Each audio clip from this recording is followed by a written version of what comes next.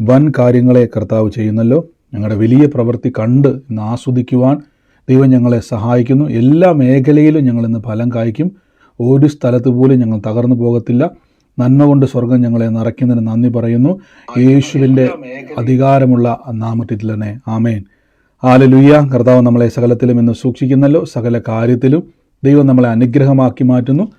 നമുക്ക് ഒരുമിച്ച് ഇന്ന് പ്രാർത്ഥനയോടെ തന്നെ മുന്നോട്ട് പോകാം. ഒരുമിച്ച് ദൈവസന്നിധിയിൽ വിശ്വാസ പ്രഖ്യാപനങ്ങളെ ഏറ്റുപറഞ്ഞ് ഇന്ന് ദൈവസന്നിധിയിൽ പ്രാർത്ഥിക്കാം.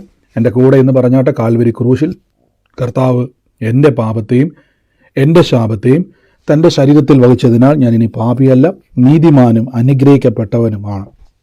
യഹോവ എൻ്റെ ഇടയനാകുന്നു, എനിക്കൊന്നിനും മുട്ടുണ്ടാകത്തില്ല. എൻ്റെ സഹായം ആകാശത്തെയും ഭൂമിയെയും ഉണ്ടാക്കിയ ദൈവത്തിൽ നിന്ന് വരുന്നു. എൻ്റെ രോഗത്തെയും എൻ്റെ ദാരിദ്ര്യത്തെയും കർത്താവ് ക്രൂശിൽ തൻ്റെ ശരീരത്തിൽ വഹിച്ചതിനാൽ എനിക്ക് ദിവ്യാരോഗ്യമുണ്ട്. ഞാൻ ദീർഘായുസോടെ ഇരുന്ന് കർത്താവിൻ്റെ പ്രവൃത്തികളെ ഇന്ന് വർണ്ണിക്കും, അനുഭവിക്കും. പാമ്പുകളെയും തേളുകളെയും ശത്രുവിൻ്റെ സകല ബലത്തെയും ചവിട്ടുവാൻ കർത്താവിൽ എനിക്ക് അധികാരമുണ്ട്.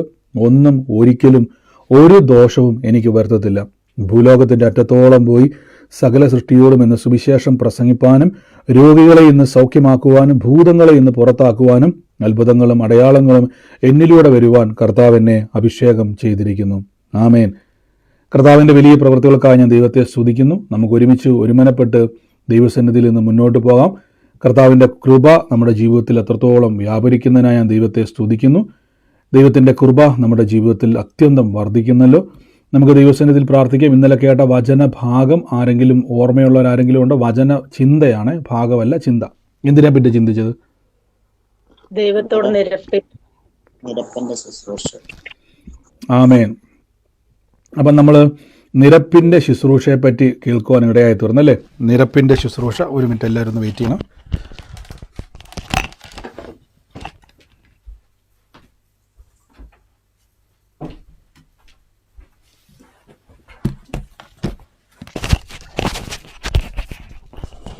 ഇപ്പം നമ്മൾ ഇന്നലെ കേട്ടു നിരപ്പിൻ്റെ ശുശ്രൂഷ. അപ്പം എന്താണ് നിരപ്പിൻ്റെ ശുശ്രൂഷ എന്ന് പറഞ്ഞാൽ, നമ്മൾ കഴിഞ്ഞ ദിവസം തുടർമാനമായിട്ട് 2 ദിവസങ്ങളിൽ ചിന്തിച്ചു. കാൽവരി ക്രൂശിലൂടെ ദൈവം നമുക്ക് വേണ്ടി ചെയ്തു തന്ന ഏറ്റവും വലിയ അനുഗ്രഹമാണ് ഈ നിരപ്പിൻ്റെ ശുശ്രൂഷ. ഇത് ലഭിച്ചപ്പോൾ എന്ത് സംഭവിച്ചെന്നറിയാവോ? മനുഷ്യനും ദൈവവും തമ്മിലുള്ള അകൽച്ച അവിടെ നീങ്ങിപ്പോയി. ഇനി നിങ്ങളും ദൈവവും തമ്മിൽ അകന്നിരിക്കുന്നവരല്ല, കർത്താവിൻ്റെ സന്നിധിയിൽ അടുത്തിരിക്കുന്നവർ. നമ്മൾ ഇന്നലെ കേട്ടതുപോലെ തന്നെ നിങ്ങളിനി അന്യനല്ല, പരദേശിയല്ല, ദൈവത്തിൻ്റെ ഭവനക്കാരനത്രേ. അപ്പോൾ ആ വാക്ക് നിങ്ങൾ ശ്രദ്ധിച്ചോണം. അവിടെ അതിൻ്റെ അർത്ഥം ഒന്നും പരസ്പരം അങ്ങോട്ട് കൊടുക്കാനുമില്ല, പരസ്പരം അങ്ങോട്ടിനി മേടിക്കാനുമില്ല. എല്ലാ കാര്യങ്ങളെയും പറഞ്ഞ് സെറ്റിൽ ചെയ്തിരിക്കുന്നു. അപ്പോൾ ക്രിസ്തുവിൽ ഒരു വ്യക്തി ആയി കഴിയുമ്പോൾ ആ വ്യക്തി സകലതും ദൈവസന്നിധിയിൽ ഈ നിരപ്പിൻ്റെ അനുഗ്രഹത്തെ ഇന്ന് സ്വീകരിക്കുന്ന ഒരു വ്യക്തിയായി തീർന്നിരിക്കുകയാണ്. അപ്പോൾ നിങ്ങളിപ്പോൾ നിരപ്പിലാണ് ഇരിക്കുന്നത്. ഞാൻ ആ വാക്യം ഒന്ന് നമ്മൾ തുടർമാനമായിട്ട് എടുത്തു വരുന്നത് കൊണ്ട് ഞാൻ ആ വാക്യത്തിലേക്കൊന്ന് പോകുകയാണ്. നമ്മൾ കൊരിന്ത്യർക്ക് എഴുതിയ ലേഖനമാണ്. 2 കൊരിന്ത്യരാണ് ഈ 3-4 ദിവസമായിട്ട് ചിന്തിച്ചുകൊണ്ടിരിക്കുന്നത്. അതിലൊരു വാക്ക് ഇന്ന് റോമർക്ക് എഴുതിയ ലേഖനത്തിലേക്ക് വരുമ്പോൾ ഒരു വാക്ക് നമ്മൾ കേട്ടു.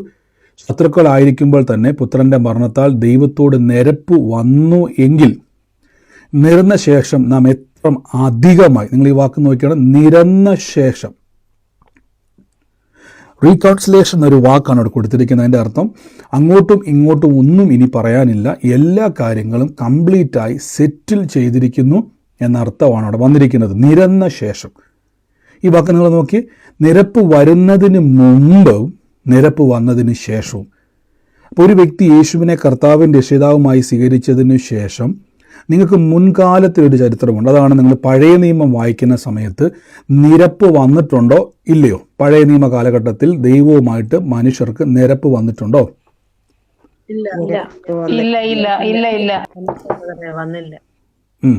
അപ്പം അതുകൊണ്ടാണ് പഴയ നിയമം വായിക്കുന്ന സമയത്ത് അവിടെ പലപ്പോഴും നിങ്ങൾക്ക് പലയിടങ്ങളിലും കാണാൻ പറ്റും. അതുകൊണ്ടാണ് എന്താണ് ഈ പഴയ നിയമം പുതിയ നിയമം തമ്മിലുള്ള വ്യത്യാസം. പഴയ നിയമം നിങ്ങൾ വായിക്കുന്ന സമയത്തൊക്കെയും നിങ്ങൾക്ക് അവിടെ കാണാൻ പറ്റും നിരപ്പ് വന്നില്ല. നിങ്ങൾ ഈ വചനം ശ്രദ്ധിച്ച് നോക്കി, ദൈവത്തോട് നിരപ്പ് വന്നുവെങ്കിൽ നിരന്ന ശേഷം. അപ്പോൾ നിരന്ന ശേഷം എന്ന് പറഞ്ഞാൽ നിരക്കുന്നതിന് മുമ്പ്, ഈ റീകൗൺസിലേഷൻ നടക്കുന്നതിന് മുമ്പ്, ഈ കോംപ്രമൈസ് നടക്കുന്നതിന് മുമ്പ്, കോംപ്രമൈസിനേക്കാൾ നല്ലത് റീകൗൺസിലേഷൻ എന്നൊരു വാക്കാണ്. ഇതിന് മുമ്പ് ഉള്ള ചരിത്രമാണ് പഴയ നിയമം. ആ കാലത്തെ പ്രത്യേകത എന്ന് പറഞ്ഞു കഴിഞ്ഞാൽ ഒരു വ്യക്തി ദൈവസന്നിധിയിൽ ചെല്ലുന്ന സമയത്ത് അവൻ ദൈവത്തോട് പ്രാർത്ഥിക്കുമ്പോൾ ഇവൻ പാപമെന്ന ശത്രുവിൻ്റെ കീഴിലാണ്. അപ്പോൾ ദൈവമായിട്ട് ഇവൻ ആരാണ്? നമ്മൾ 10ാമത്തെ വാക്യം നോക്കി, റോമാലേഖനം. ശത്രുക്കളായിരിക്കുമ്പോൾ തന്നെ നമുക്ക് പുത്രന്റെ മരണത്താൽ ദൈവത്തോട് നിരപ്പ് വന്നു. പഴയ നിയമം പാപമുള്ള ഏത് മനുഷ്യനും ശത്രുവാണ്. അപ്പോൾ ഈ ശത്രുവായിരിക്കുന്ന വ്യക്തിക്ക് ഒരിക്കലും എന്ത് ചെയ്യാൻ കഴിയത്തില്ല? ദൈവസന്നിധിയിൽ ഒരിക്കലും മിത്രമാകുവാൻ കഴിയത്തില്ല. എത്ര വലിയവനാണെങ്കിൽ പോലും മിത്രമല്ല. അതായത് അവൻ ഒരിക്കലും ദൈവത്തിൻ്റെ സന്നിധിയിൽ കയറി ചെന്ന് ദൈവത്തോട് അനുഗ്രഹത്തെ ചോദിക്കാൻ പറ്റത്തില്ല, പകരം അപേക്ഷിക്കുവാനേ കഴിയത്തുള്ളൂ. ശ്രദ്ധിച്ചോണം, അപേക്ഷിക്കുവാനേ കഴിയത്തുള്ളൂ, യാചിക്കുവാനേ കഴിയത്തുള്ളൂ. ഇതാണ് പഴയ നിയമം. എന്നാൽ കർത്താവായ യേശുക്രിസ്തു വന്നിട്ട് നിരപ്പിൻ്റെ ശുശ്രൂഷ, അതാണ് കാൽവരി ക്രൂശ്. അപ്പം കാൽവരി ക്രൂശ് നിങ്ങൾ കാണുമ്പോൾ അതിൻ്റെ അർത്ഥം നിരപ്പിൻ്റെ ശുശ്രൂഷ. ഇനി അങ്ങോട്ടും കൊടുക്കാനില്ല, ഇങ്ങോട്ടുമില്ല, എല്ലാം പറഞ്ഞ് സെറ്റിൽമെൻറ്റ് ചെയ്ത സ്ഥലമാണ് ക്രൂശ്. ഇനി അപ്പം അടുത്ത ചോദ്യം, അപ്പം നിരന്ന ശേഷമുള്ള ജീവിതം എങ്ങനെയായിരിക്കും? അതാണ് ഏറ്റവും പ്രധാനപ്പെട്ട ഘടകം. ഇതാണ് രക്ഷിക്കപ്പെട്ട ജീവിതം. ഈ രക്ഷിക്കപ്പെട്ട ജീവിതമാണ് നിരപ്പിൻ്റെ ശുശ്രൂഷയ്ക്ക് ശേഷമുള്ള ജീവിതം. ഇനി ശ്രദ്ധിച്ചോണം, നിരന്ന ശേഷം കർത്താവിൻ്റെ ജീവനാൽ അത്ര അധികമായി നാം രക്ഷിക്കപ്പെടും. അപ്പോൾ ഏറ്റവും വലിയ പോയിൻ്റാണ് അതിന് ശേഷം. അപ്പോൾ തുടക്കം മുതൽ നിങ്ങൾ പ്രാർത്ഥിച്ചുകൊണ്ടിരിക്കണം, നിരപ്പിൻ്റെ ശുശ്രൂഷ ലഭിച്ചിട്ടുണ്ടെങ്കിൽ നിങ്ങൾ കർത്താവായ യേശു ക്രിസ്തുവിനെ അനുഗമിക്കുന്ന വ്യക്തികളാണ് ഞാൻ ഈ പറയുന്നത്. ഇപ്പം ഞാൻ പറഞ്ഞു, എൻ്റെ അടുത്ത് വരുന്ന ഒത്തിരി പ്രാർത്ഥനക്കാരുണ്ട്. ഇന്ന് നിങ്ങൾ എൻ്റെ അടുത്ത് പ്രാർത്ഥനയ്ക്ക് വന്നു, നാളെ മന്ത്രവാദിയുടെ പോവും, ലോകത്തിലുള്ള സകലരെടുത്ത് പോവും. അപ്പം നിങ്ങളുടെ ചിന്തയിൽ ഈ യൂണിവേഴ്സൽ ഗോസ്പൽ എന്ന് പറഞ്ഞൊരു സാധനമുണ്ട്. യൂണിവേഴ്സൽ ഗോസ്പൽ, 2 തരത്തിലെ യൂണിവേഴ്സൽ ഗോസ്പലുണ്ട്. ഗോസ്പൽ എന്നല്ല, യൂണിവേഴ്സൽ ട്രൂത്ത് എന്ന് ചില ആൾക്കാർ പറയും. ബൈബിൾ അടിസ്ഥാനമല്ല. എല്ലാ ദൈവവും ഒന്നാണെന്ന് പഠിപ്പിക്കുന്ന ആൾക്കാരുണ്ട്. എല്ലാ ദൈവവും ഒന്നാണ്, എല്ലാ കാര്യങ്ങളും ഒന്നാണെന്ന് പഠിപ്പിക്കുന്ന ഒരു പഠിപ്പീരുണ്ട്. അതിൻ്റെ അർത്ഥം എന്ന് പറഞ്ഞാൽ നിങ്ങളിപ്പോൾ എൻ്റെ അടുക്കൽ വന്ന് സുവിശേഷം എല്ലാം കേട്ട് പോവുകയും നിങ്ങൾക്ക് എവിടെയും പോകാം. ഇനി മന്ത്രവാദം ചെയ്യുന്നയാളും ദൈവത്തെയാണ് വിളിക്കുന്നത് പറയുന്നത്, കൂടോത്രക്കാരനും ദൈവത്തെ വിളിക്കുന്ന കാര്യം നിങ്ങൾക്കറിയാം. മിക്ക കൺട്രികളിലും സാത്താനെ ആരാധിക്കുന്നത് ലീഗലായിട്ടുള്ള രാജ്യങ്ങളുണ്ട്. സാത്താൻ ആരാധനകൾ ലീഗലായിട്ടുള്ള സ്ഥലങ്ങളുണ്ട്. അപ്പോൾ അവർക്ക് കണ്ണിൽ അത് ഒരു ദൈവമാണ്. ദൈവം ഇല്ലാത്തവരുമുണ്ട്, ദൈവമുള്ളവരുമുണ്ട്. അപ്പോൾ പലയിടങ്ങളിലും ഒരേ സ്ഥലത്ത് ചിലർ പറയും എല്ലാ ദൈവവും ഒന്നാണ്, അങ്ങനെ പോകുന്ന ആൾക്കാരുമുണ്ട്. അപ്പം നിങ്ങൾ യേശുക്രിസ്തുവിലേക്ക് വരുന്ന സമയത്ത് നിങ്ങൾക്കൊരിക്കലും ഈ നിരപ്പിൻ്റെ ശുശ്രൂഷ ഇങ്ങനെയുള്ളവർക്ക് അനുഭവിക്കാൻ പറ്റത്തില്ല. നിരപ്പിൻ്റെ ശുശ്രൂഷയുടെ പ്രത്യേകത എന്ന് പറഞ്ഞാൽ യേശു ക്രിസ്തു എനിക്ക് വേണ്ടി കാൽവരി ക്രൂശിൽ അടക്കപ്പെട്ടു, മരിച്ചു, ഉയർത്തെഴുന്നേറ്റു എന്ന് വിശ്വസിക്കുന്ന ഒരു വ്യക്തി യേശുവിനെ കർത്താവെന്ന് വായ്കൊണ്ടേറ്റു പറയുന്നു. ഇനി ഈ മലയാളത്തിലെ അർത്ഥം, കർത്താവ് എന്ന വാക്കിൻ്റെ അർത്ഥം ആർക്കെങ്കിലും ഒന്ന് എക്സ്പ്ലെയിൻ ചെയ്യുക? മലയാളത്തിലെ ഒറ്റ വാക്കിൽ നിന്ന് പറയാൻ പറ്റുന്ന ആരെങ്കിലും ഉണ്ടോ? എക്സ്പ്ലെയിൻ ചെയ്യാതെ. കർത്താവ്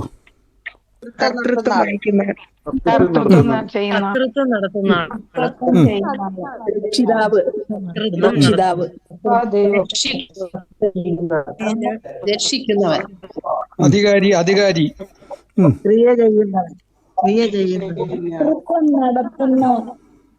കർത്തൃത്വം. അത് നല്ലൊരു വാക്ക് കിട്ടി. കർത്തൃത്വം നടത്തുന്ന ആള് എന്നൊരു വാക്ക് കിട്ടി അല്ലേ? അപ്പോൾ അവിടെ കുറച്ചും കൂടെ അതിൻ്റെ ഒരു ഗ്രീക്ക് വേർഡ് കൊടുത്തേക്കുന്നതിന് കുരിയോസ് എന്ന വാക്കിൻ്റെ അർത്ഥം കൺട്രോളർ എന്നൊരർത്ഥമുണ്ട്. കൺട്രോളർ അതിൻ്റെ അർത്ഥം എന്ന് പറഞ്ഞു കഴിഞ്ഞാൽ കൺട്രോൾ ചെയ്യുവാൻ. മറ്റൊരു വാക്ക് പറയുന്നു മാസ്റ്റർ എന്നൊക്കെ അർത്ഥം വരുന്നുണ്ട്. എന്നാൽ കൺട്രോളർ എന്നൊരു വാക്ക്, അതിൻ്റെ അർത്ഥം കൺട്രോൾ ചെയ്യുവാൻ. നിങ്ങളുടെ കൺട്രോള് യേശുവിന് കൊടുക്കുന്നു. ശ്രദ്ധിച്ചോണം, നിങ്ങളുടെ കൺട്രോൾ യേശുവിന് കൊടുക്കും. നമ്മുടെയൊക്കെ നാട്ടിൽ നമുക്ക് കുറച്ചുകൂടി കൺട്രോൾ എന്നുള്ള വാക്കിൻ്റെ നമുക്ക് മനസ്സിലാകുന്ന ഒരു ഭാഷയുണ്ട്. നമ്മൾ TV-ക്ക് ഒരു റിമോട്ട് ഉണ്ട് അല്ലേ? നമ്മൾ ഞാൻ പറയുന്നത് റിമോട്ട് കൺട്രോൾ എന്ന് പറഞ്ഞാൽ. അപ്പോൾ ഈ റിമോട്ട് എന്ത് ചെയ്യുന്നു? അത് വെച്ച് നമ്മൾ കൺട്രോൾ ചെയ്യുക. TV-യിലെ ഓരോ ചാനലുകളും ഇഷ്ടമുള്ള ചാനൽ നമ്മൾ എന്ത് ചെയ്യുകയാണ്? കൺട്രോൾ ചെയ്യുകയാണ്. അതായത് TV-യിൽ ഒത്തിരി ചാനലുകൾ ഉണ്ടെങ്കിലും റിമോട്ട് കൺട്രോൾ ഉപയോഗിച്ച് അതിനെ കൺട്രോൾ ചെയ്യുന്നു. അപ്പോൾ യേശുവിനെ കർത്താവ് എന്നേറ്റു പറഞ്ഞാൽ എൻ്റെ ജീവിതം കൺട്രോൾ ചെയ്യുവാൻ, എന്നെ നടത്തുവാൻ ഞാൻ യേശുവിന് എന്നെ തന്നെ ഏൽപ്പിക്കുന്ന വാക്കാണ് റോമാലേഖനം 10-ാം അധ്യായത്തിൻ്റെ 9 യേശുവിനെ കർത്താവ് എന്നേറ്റു പറയുന്നത്. ഇങ്ങനെയുള്ളവർ ഒരു പ്രത്യേകത പറഞ്ഞു കഴിഞ്ഞാൽ നിങ്ങൾക്ക് യേശുവിൻ്റെ കർത്തൃത്വത്തിൻ്റെ കീഴിലേക്ക് വരുന്നു. ഇങ്ങനെയുള്ളവർക്ക് എന്ത് ലഭിക്കുന്നു വെച്ച് കഴിഞ്ഞാൽ ഈ നിരപ്പിൻ്റെ അനുഗ്രഹം മുഴുവനും ദൈവം കൊടുക്കും. ശ്രദ്ധിച്ചോണം. ഇപ്പം നിങ്ങൾ എൻ്റെ അടുത്ത് വന്ന് പ്രാർത്ഥനയ്ക്ക് വന്നു, രാവിലെ പ്രാർത്ഥനയ്ക്ക് വരുന്നു, വൈകുന്നേരം മന്ത്രവാദം എടുത്ത് പോകുന്നു. ഒരിക്കലും ദൈവസന്നിധിയിൽ പോയി പ്രശ്നം വരുമ്പോൾ കോൺഫിഡൻസോടെ കർത്താവേ ഞാൻ ഈ വിഷയത്തിൽ അത്ഭുതം കാണുമെന്ന് പറയുവാൻ കഴിയത്തില്ല. എന്തുകൊണ്ടെന്നാൽ നിങ്ങൾ യേശുവിൻ്റെ കൺട്രോളിൽ ഉള്ള വ്യക്തിയല്ല. ഇനി യേശുവിൻ്റെ കൺട്രോളുള്ള വ്യക്തി ആരെന്നറിയാവോ? എന്നാ പ്രശ്നം വന്നാലും യേശു കർത്താവിനെ വിട്ട് ഞാൻ മാറത്തില്ല. എൻ്റെ കർത്താവ് യേശുവാണ്. ഇനി എന്നാ പ്രതിസന്ധി വന്നാലും ഞാൻ മറ്റൊന്നിൻ്റെ മുമ്പിൽ വണങ്ങത്തില്ല, നമസ്കരിക്കത്തില്ല. യേശുവല്ലാതൊരു കർത്താവ് എനിക്കില്ല. ഇങ്ങനെ പറയുന്ന ആൾക്കാരുടെ പ്രത്യേകത എന്നറിയാവോ? നിങ്ങൾക്ക് ദൈവസന്നിധിയിൽ പോയി ഏതെങ്കിലും പ്രശ്നത്തിൽ നിങ്ങൾ അകപ്പെട്ടാൽ ധൈര്യത്തോടെ പറയാം, എൻ്റെ ദൈവം എന്നെ കൈവിടത്തില്ല. ഞാൻ ഉറപ്പിച്ചു പറയും, തിരിച്ചിങ്ങോട്ട് മറുപടി എന്നാന്നിരിക്കുമോ? കർത്താവ് പറയും, ആമേൻ, അങ്ങനെ തന്നെ, നീ പേടിക്കേണ്ട, ഞാൻ നിന്നെ കൈവിടത്തില്ല. ഇതാണ് ഈ നിരപ്പിൻ്റെ ശുശ്രൂഷയുടെ പ്രത്യേകത. അതുകൊണ്ടാണ് നിങ്ങളോട് ഞാൻ പറയുന്നത്, നിങ്ങൾ രക്ഷ എന്ന മാർഗത്തിലേക്ക് വരണം എന്ന് പറയുന്നത്. ചിലരിങ്ങനെയുണ്ട്, ഇന്നിവിടെ പ്രാർത്ഥനയ്ക്ക് വരും. ഞാൻ നിങ്ങളെപ്പറ്റി ഞാൻ പറഞ്ഞു, ഞാൻ എല്ലാവരെയും എപ്പോഴും ഫോക്കസ് ചെയ്യാറില്ല. ദൈവസന്നിധിയിൽ വളരുന്ന വ്യക്തികളെ പറ്റി ഞാൻ പറയുന്നത്. അവരോട് ഞാൻ പറയുന്നു, നിങ്ങൾക്ക് ദൈവസന്നിധിയിൽ നന്മ കൊണ്ട് നിറയ്ക്കുന്ന ഒരു ദൈവമുണ്ട്. ആമേൻ. ഇനി അടുത്തൊരു വാക്യത്തിലേക്ക് ഞാൻ വരാം. കൊലോസ്യർക്ക് എഴുതിയ ലേഖനത്തിലേക്ക് വരുന്നു. ക്രൂശിൽ ചൊരിഞ്ഞ രക്തം കൊണ്ട്, ശ്രദ്ധിച്ചോണം, ക്രൂശിൽ ചൊരിഞ്ഞ രക്തം കൊണ്ട് കർത്താവ് സമാധാനത്തെ ഉണ്ടാക്കി. ഭൂമിയിലുള്ളതോ സ്വർഗത്തിലുള്ളതോ സകലതും കർത്താവ് തന്നോട് നിരപ്പിപ്പാൻ പിതാവിന് പ്രസാദം. അതൊക്കെ പിതാവ് എന്തെന്ന് വെച്ച് കഴിഞ്ഞാൽ ഭൂമിയിലുള്ളതും സ്വർഗത്തിലുള്ളതും സകലതും ക്രിസ്തുവിനെ കൊണ്ട് തന്നോട് നിരപ്പിപ്പാൻ പിതാവിന് പ്രസാദം തോന്നി. മുമ്പേ ദുഷ്പ്രവർത്തികളാൽ മനസ്സുകൊണ്ടാവുന്നവരും ശത്രുക്കളുമായിരുന്ന നിങ്ങളെ വിശുദ്ധരും നിഷ്കളങ്കരും കുറ്റമില്ലാത്തവരുമായി നിർത്തേണ്ടതിന് കർത്താവ് തൻ്റെ ജഡശരീരത്തിൽ തൻ്റെ മരണത്താൽ നിരപ്പിച്ചു. ഇനി നിങ്ങൾ വാക്യം നോക്കി, ഭൂമിയിലുള്ളതോ സ്വർഗത്തിലുള്ളതോ സകലതും നിങ്ങൾ യേശുക്രിസ്തു നിമിത്തം നിരപ്പിച്ചു. നിരപ്പിക്കുക എന്ന് പറഞ്ഞാൽ ഇനി ഭൂമിയിലുള്ള ഒരു വിഷയത്തിനും നിങ്ങളെ തൊടാൻ കഴിയത്തില്ല. ഇനി സ്വർഗത്തിൽ നിന്ന് ഒരനുഗ്രഹം പോലും നിങ്ങൾക്ക് തടയപ്പെടത്തില്ല. ഇനി ഭൂമിയിലായിക്കോട്ടെ സ്വർഗത്തിലായിക്കോട്ടെ ഒന്നിനും നിങ്ങളെ തൊടാനും കഴിയത്തില്ല. ഒരനുഗ്രഹവും തടസ്സപ്പെടുത്താൻ പറ്റത്തില്ല. നിങ്ങൾക്ക് സ്വന്തമായിട്ട് ക്ലെയിം ചെയ്യാൻ പറ്റും, ഇല്ല ഒരു നന്മയ്ക്കും എനിക്ക് കുറവ് വരത്തില്ല. ശ്രദ്ധിച്ചോണം, ഒരു നന്മ ഇനി അതുകൊണ്ടാണ് എഫേസ്യ ലേഖനത്തിൽ ക്ലിയർ കട്ടായിട്ട് എഴുതി വെച്ചു, സ്വർഗത്തിലെ സകല ആത്മീക അനുഗ്രഹത്താലും ക്രിസ്തു യേശുവിൽ എന്നെ അനുഗ്രഹിച്ചിരിക്കുന്നു. ഇനി ഞാൻ കഴിഞ്ഞ ദിവസം പറഞ്ഞല്ലോ, ഇതെല്ലാം കേൾക്കാൻ നല്ല രസമാണ്, വചനമൊക്കെ കേൾക്കാൻ നല്ല രസമാണ്. പക്ഷേ പലപ്പോഴും നമ്മുടെ ജീവിതത്തിലേക്ക് വരുമ്പോൾ നമുക്കൊന്നും കാണാൻ കഴിയുന്നില്ല. ഇതല്ല നിങ്ങളുടെ ചോദ്യം. ബ്രദർ, ഈ വചനമെല്ലാം കേട്ടിങ്ങനെ ബലപ്പെട്ടിരുന്ന് ഞാൻ എൻ്റെ വീട്ടിലോട്ട് നോക്കുമ്പോൾ മൊത്തം ഒന്നും കാണാൻ പറ്റുന്നില്ല. ഇനി ഇവിടെയാണ് ശ്രദ്ധിച്ചോണം, ഞാൻ പറഞ്ഞല്ലോ ബൈബിളിൻ്റെ ഒരു ഒരു ഒരു ഒരു ഒരു ടേമുണ്ട്. അതെന്താണെന്നുള്ളത് ഇന്നലെ ഞാൻ പറഞ്ഞായിരുന്നു. ഓർമ്മയുള്ള ആരെങ്കിലും ഉണ്ടോ? എന്താ ബൈബിളിൻ്റെ ടേം? ഓർക്കുന്നുണ്ടോ?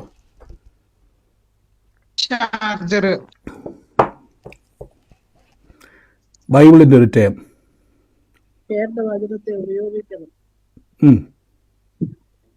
അടുത്തയാള്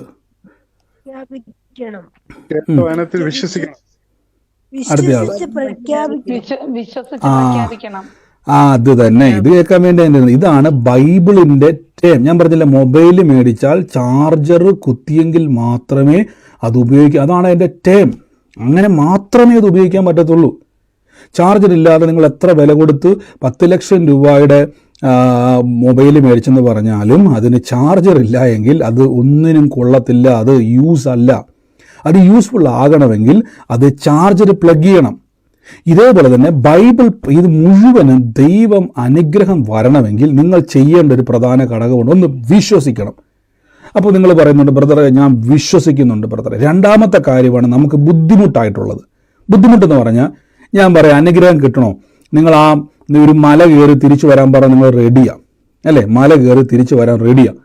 പക്ഷേ രണ്ടാമത്തെ കാര്യമാണ് നമുക്ക് ഏറ്റവും ഇച്ചിരി ബുദ്ധിമുട്ടുള്ളൊരു കാര്യം. ഞാനത് ശ്രദ്ധിച്ചോണം. നമുക്ക് യാക്കോബിൻ്റെ പുസ്തകത്തിലേക്ക് പോകാം. ഇതിലേക്ക് ഞാൻ മടങ്ങി വരും. നിരപ്പിൻ്റെ ശുശ്രൂഷ ഇവിടെ നിങ്ങൾ നോക്കിയോളെ. കുതിരയെ അധീനമാക്കുവാൻ വായിൽ കടിഞ്ഞാണിട്ട് അതിൻ്റെ ശരീരം മുഴുവനും തിരിക്കുന്നു. കപ്പലും എത്ര വലുതായാലും, ശ്രദ്ധിച്ചോണം, എത്ര വലുതായാലും കാറ്റടിച്ച് ഓടുന്നതായാലും അമരക്കാരൻ ചെറിയ ഒരു ചുക്കാൻ കൊണ്ട് തൻ്റെ ബോധിച്ച ദിക്കിലേക്ക് അതിനെ തിരിക്കുന്നു. ശ്രദ്ധിച്ചോണം, ഇവിടെ മുഴുവൻ ശ്രദ്ധിച്ചോണം. കുതിരയെ അധീനമാക്കുവാൻ വായിലൊരു കടിഞ്ഞാണിട്ട് അതിൻ്റെ ശരീരം മുഴുവനും നിയന്ത്രിക്കുന്നു. അപ്പോൾ നമുക്കറിയാം, കുതിരേനൊക്കെ എന്ത് ചെയ്യുന്നു?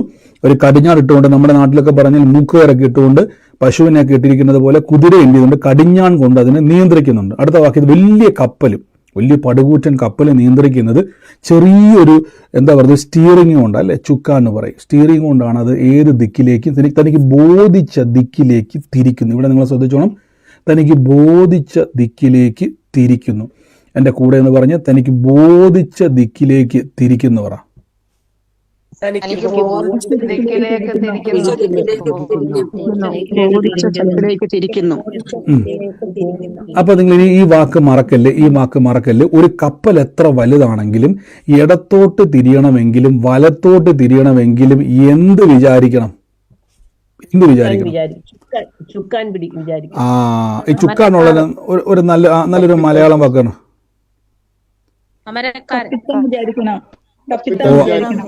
കപ്പിത്താൻ വിചാരിച്ചിട്ട് കാര്യമില്ല. എന്ത് വേണം? ചുക്കാൻ വേണം. ഈ ചുക്ക എന്നുള്ളത് നല്ലൊരു മലയാളം പറ. വേണ്ട, നമുക്ക് ആ ചുക്കാനെ നമുക്കൊരു കാര്യം ചെയ്യാം, മലയാളം വീട്ടിൽ ഇംഗ്ലീഷോട്ട് കൊണ്ടുപോകാം. സ്റ്റിയറിങ്. ഈ സ്റ്റിയറിങ് ഉണ്ടെങ്കിൽ മാത്രമേ ഇനി അമരക്കാരൻ വിചാരിച്ചാലും ഇപ്പം കപ്പിത്താൻ വന്ന് കപ്പലിൽ കയറി പുള്ളി പറഞ്ഞു ഞാൻ എങ്ങോട്ട് വേണമെങ്കിലും തിരിക്കാം. പക്ഷെ നോക്കുമ്പോൾ സ്റ്റിയറിങ് ഇല്ല. സ്റ്റിയറിങ് ഇല്ലെങ്കിൽ എന്ത് സംഭവിക്കും? ഇത് തിരിയത്തില്ല. നേരെ പോയിട്ട് ഇത് ഏതെങ്കിലും നടുക്കടലിലോട്ട് പോകും, അല്ലെങ്കിൽ ഏതെങ്കിലും മഞ്ഞുകട്ടയിൽ ഇടിച്ച് എന്ത് ചെയ്യും? തീരും. അപ്പൊ ഈ സ്റ്റിയറിംഗ് ആണ് ഇതിനെ തനിക്ക് തിക്കിലേക്ക് തിരിയുന്നത്. അപ്പോൾ ഒരു വിശ്വാസി രക്ഷിക്കപ്പെട്ടതുകൊണ്ട് അവൻ അനുഗ്രഹിക്കപ്പെടത്തില്ല. രക്ഷിക്കപ്പെട്ട വ്യക്തി അനുഗ്രഹിക്കപ്പെടണമെങ്കിൽ ഈ വ്യക്തിക്ക് ഒരു സ്റ്റിയറിംഗ് ഉണ്ട്. ശ്രദ്ധിച്ചോണം. ഇവിടെ അപ്പോസ്തലനായ യാക്കോബ് പറഞ്ഞു വരികയാണ്. കുതിരയുടെ കാര്യം പറഞ്ഞു. കുതിരയെ കടിഞ്ഞാനിട്ട് ശരീരം മുഴുവനും നിയന്ത്രിക്കുന്നത് പോലെ തന്നെ ഇവിടെ പറയുകയാണ് കപ്പലിന് ഒരു സ്റ്റിയറിംഗ് ഉണ്ട്. എന്നിട്ട് ഇതെല്ലാം എന്തിനാ പറഞ്ഞു വരുന്നറിയാവോ? താഴേക്ക് വന്നിട്ടൊരു കാര്യം പറയുകയാണ്. അങ്ങനെ നാവ് ഒരു ചെറിയ അവയവമെങ്കിലും, കണ്ടോ, നാവ് ചെറിയൊരു അവയവമാണ്. എന്നിട്ട് പറയാണ് വളരെ വമ്പ് പറയുന്നു. കുറഞ്ഞ തീ എത്ര വലിയ കാടും കത്തി. നമുക്കറിയാം ഒരു ചെറിയൊരു തീപ്പൊരി മതി കാട്ട് മുഴുവനും കാട്ടുതീയായി പടരാൻ, അല്ലേ? നമുക്കറിയാം കാട്ടുതീ ഉണ്ടാകുന്നത് ആദ്യം വലിയ തീ എന്നല്ല, കുഞ്ഞൊരു സ്പാർക്കിൽ നിന്നാണ്. അടുത്ത വാക്യത്തിൽ പറയുന്നു ഒരു തീ തന്നെ. ശ്രദ്ധിച്ചോണം. അത് നമ്മുടെ അംഗങ്ങളുടെ കൂട്ടത്തിൽ അനീതിയ ലോകത്തെ ദേഹം മുഴുവനും മലിനമാക്കി ഈ ജീവചക്രത്തിന് തീ കൊളുത്തുകയും നരകത്താൽ അതിന് തീ പിടിക്കുകയും ചെയ്യുന്നു. മൃഗം, പക്ഷി, ഇഴജാതി, ജലജന്തി ഈ മൃഗജോട് ജാതിയോടും മെരുകുന്നതില്ല. നാവിനെയോ മനുഷ്യർക്കാർക്കും മെരിക്കാൻ പറ്റുന്നതല്ല. അത് അടങ്ങാത്ത ദോഷം മരണകരമായ വിഷവും നിറഞ്ഞിരിക്കുന്നു. നാവിനെ പറ്റി പറയുകയാണ്. അതിനാൽ കർത്താവും രക്ഷിതാവുമായവൻ ദൈവത്തെ സ്തുതിക്കുന്നു. അതിനാൽ ദൈവത്തിന്റെ സാദൃശ്യത്തിൽ ഉണ്ടാക്കിയ മനുഷ്യൻ അതിനെ ശപിക്കുന്നു. ഒരു വായിൽ നിന്ന് തന്നെ സ്തോത്രവും ശാപവും പുറപ്പെടുന്നത് സഹോദരന്മാരെ ഇങ്ങനെ ഇരിക്കുന്നത് യോഗ്യമല്ല. ശ്രദ്ധിച്ചോണം. ഇങ്ങനെ ഇരിക്കുന്നത് നിങ്ങൾക്ക് യോഗ്യമല്ല. ഒരേ ദ്വാരത്തിൽ നിന്ന് മധുരവും കയ്പും പുറപ്പെടുന്നത് നന്നല്ല. ഇനി ഇവിടെ എല്ലാം ശ്രദ്ധിച്ചു നോക്കി. ഇത് മൊത്തം പറഞ്ഞു എന്തിനു വേണ്ടിയാണെന്നറിയാവോ? ചെറിയൊരു അവയവമായ നാവിനെ പറ്റിയാണ് പറഞ്ഞേക്കുന്നത്. ഇനി ശ്രദ്ധിച്ചോണം. ഞാൻ ഈ വാക്കൊന്ന് എടുക്കുവാണ്. തനിക്ക് ബോധിച്ച ദിക്കിലേക്ക് ഒരു കപ്പലിനെ തിരിക്കുവാൻ ഒരു സ്റ്റിയറിങ്ങിന് കഴിയുമെങ്കിൽ നാവ് ഉപയോഗിച്ച് നിങ്ങൾക്ക് എന്ത് ചെയ്യാൻ പറ്റും? നിങ്ങളുടെ ജീവിതത്തെ അനുഗ്രഹത്തിലേക്ക് തിരിക്കാൻ പറ്റും. ശ്രദ്ധിച്ചോണം. ജീവനും മരണവും നിന്റെ നാവിൻ്റെ അധികാരത്തിലേക്കുന്നു. അത് ഇഷ്ടപ്പെടുന്നവൻ അത് അനുഭവിക്കും എന്നൊരു വാക്യമുണ്ട്. അപ്പം ഈ നിരപ്പിൻ്റെ ശുശ്രൂഷയായിട്ട് നാവിന് എന്താണ് ബന്ധം? ഇനി ശ്രദ്ധിച്ചോണം. നിങ്ങളിപ്പം പ്രാർത്ഥനകൾക്കെല്ലാം കൈക്കൊണ്ട് ഒത്തിരി സ്ഥലങ്ങളിൽ പ്രാർത്ഥനയ്ക്ക് പോയി. ഒരു ചോദ്യം, എന്തുകൊണ്ട് നിങ്ങൾ രക്ഷപ്പെടുന്നില്ല? എന്തുകൊണ്ട് നിങ്ങളുടെ ജീവിതത്തിൽ നന്മ കാണുന്നില്ല? ഞാൻ പറയുന്നു, നിങ്ങൾ സ്റ്റിയറിംഗ് ഉപയോഗിക്കുന്നില്ല. ഒന്നുകൂടെ ഞാൻ പറയാം. സ്റ്റിയറിംഗ് ഉപയോഗിക്കുമ്പോൾ അത് തന്നെ സദൃശവാക്യം 18:21 ആ വാക്യമുണ്ട്. വേണേൽ ആ വാക്യം കൂടെ കാണിച്ചേക്കാം. സദൃശവാക്യം 18 അധ്യായത്തിൻ്റെ 21 വാക്യം കൂടെ ഞാൻ കാണിക്കാം. അപ്പോൾ കുറച്ചുകൂടെ അതൊക്കെ മനസ്സിലാവും. ഞാൻ ഇന്ന് എടുക്കൊണ്ട് ചോദിച്ചാൽ അല്ലെങ്കിൽ അത് കാണിച്ചേക്കാം. സദൃശവാക്യം 18:21 നോക്കിക്കേ. മരണവും ജീവനും, ഇവിടെ നോക്കി, വായുടെ ഫലത്താൽ മനുഷ്യൻ്റെ ഉദരം നിറയുന്നു, അധരങ്ങളുടെ വിളവ് കൊണ്ട് അവൻ തൃപ്തി വരുത്തുന്നു. മരണവും ജീവനും നാവിൻ്റെ അധികാരത്തിൽ, ശ്രദ്ധിച്ച, നാവിൻ്റെ അധികാരത്തിലിരിക്കുന്നു. അതിഷ്ടപ്പെടുന്നവൻ അതിൻ്റെ ഫലം അനുഭവിക്കും. ശ്രദ്ധിച്ച്, അതിഷ്ടപ്പെടുന്നവൻ അതിൻ്റെ ഫലം അനുഭവിക്കും. അപ്പോൾ ഫലം നിങ്ങൾക്ക് ആ നാവ് ഉപയോഗിച്ചാൽ ഫലം അനുഭവിക്കാൻ പറ്റും. നാവ് ഉപയോഗിച്ചാൽ ഇഷ്ടമുള്ള ദിക്കിലേക്ക് പോകാൻ പറ്റും. അപ്പം നിങ്ങളെന്ന് തീരുമാനിക്കുക, കർത്താവ് എനിക്കൊന്ന് അനുഗ്രഹിക്കപ്പെടണം. ഒറ്റ കാര്യം ചിന്തിച്ചാൽ മതി, സ്റ്റിയറിംഗ് ഒന്ന് തിരിച്ചാൽ മതി. എൻ്റെ കൂടെ പറഞ്ഞോട്ടെ, എൻ്റെ സ്റ്റിയറിംഗ് അല്ലെങ്കിൽ നാവ് ഉപയോഗിച്ചാൽ ഞാൻ അനുഗ്രഹമാകുമെന്ന് പറയാം.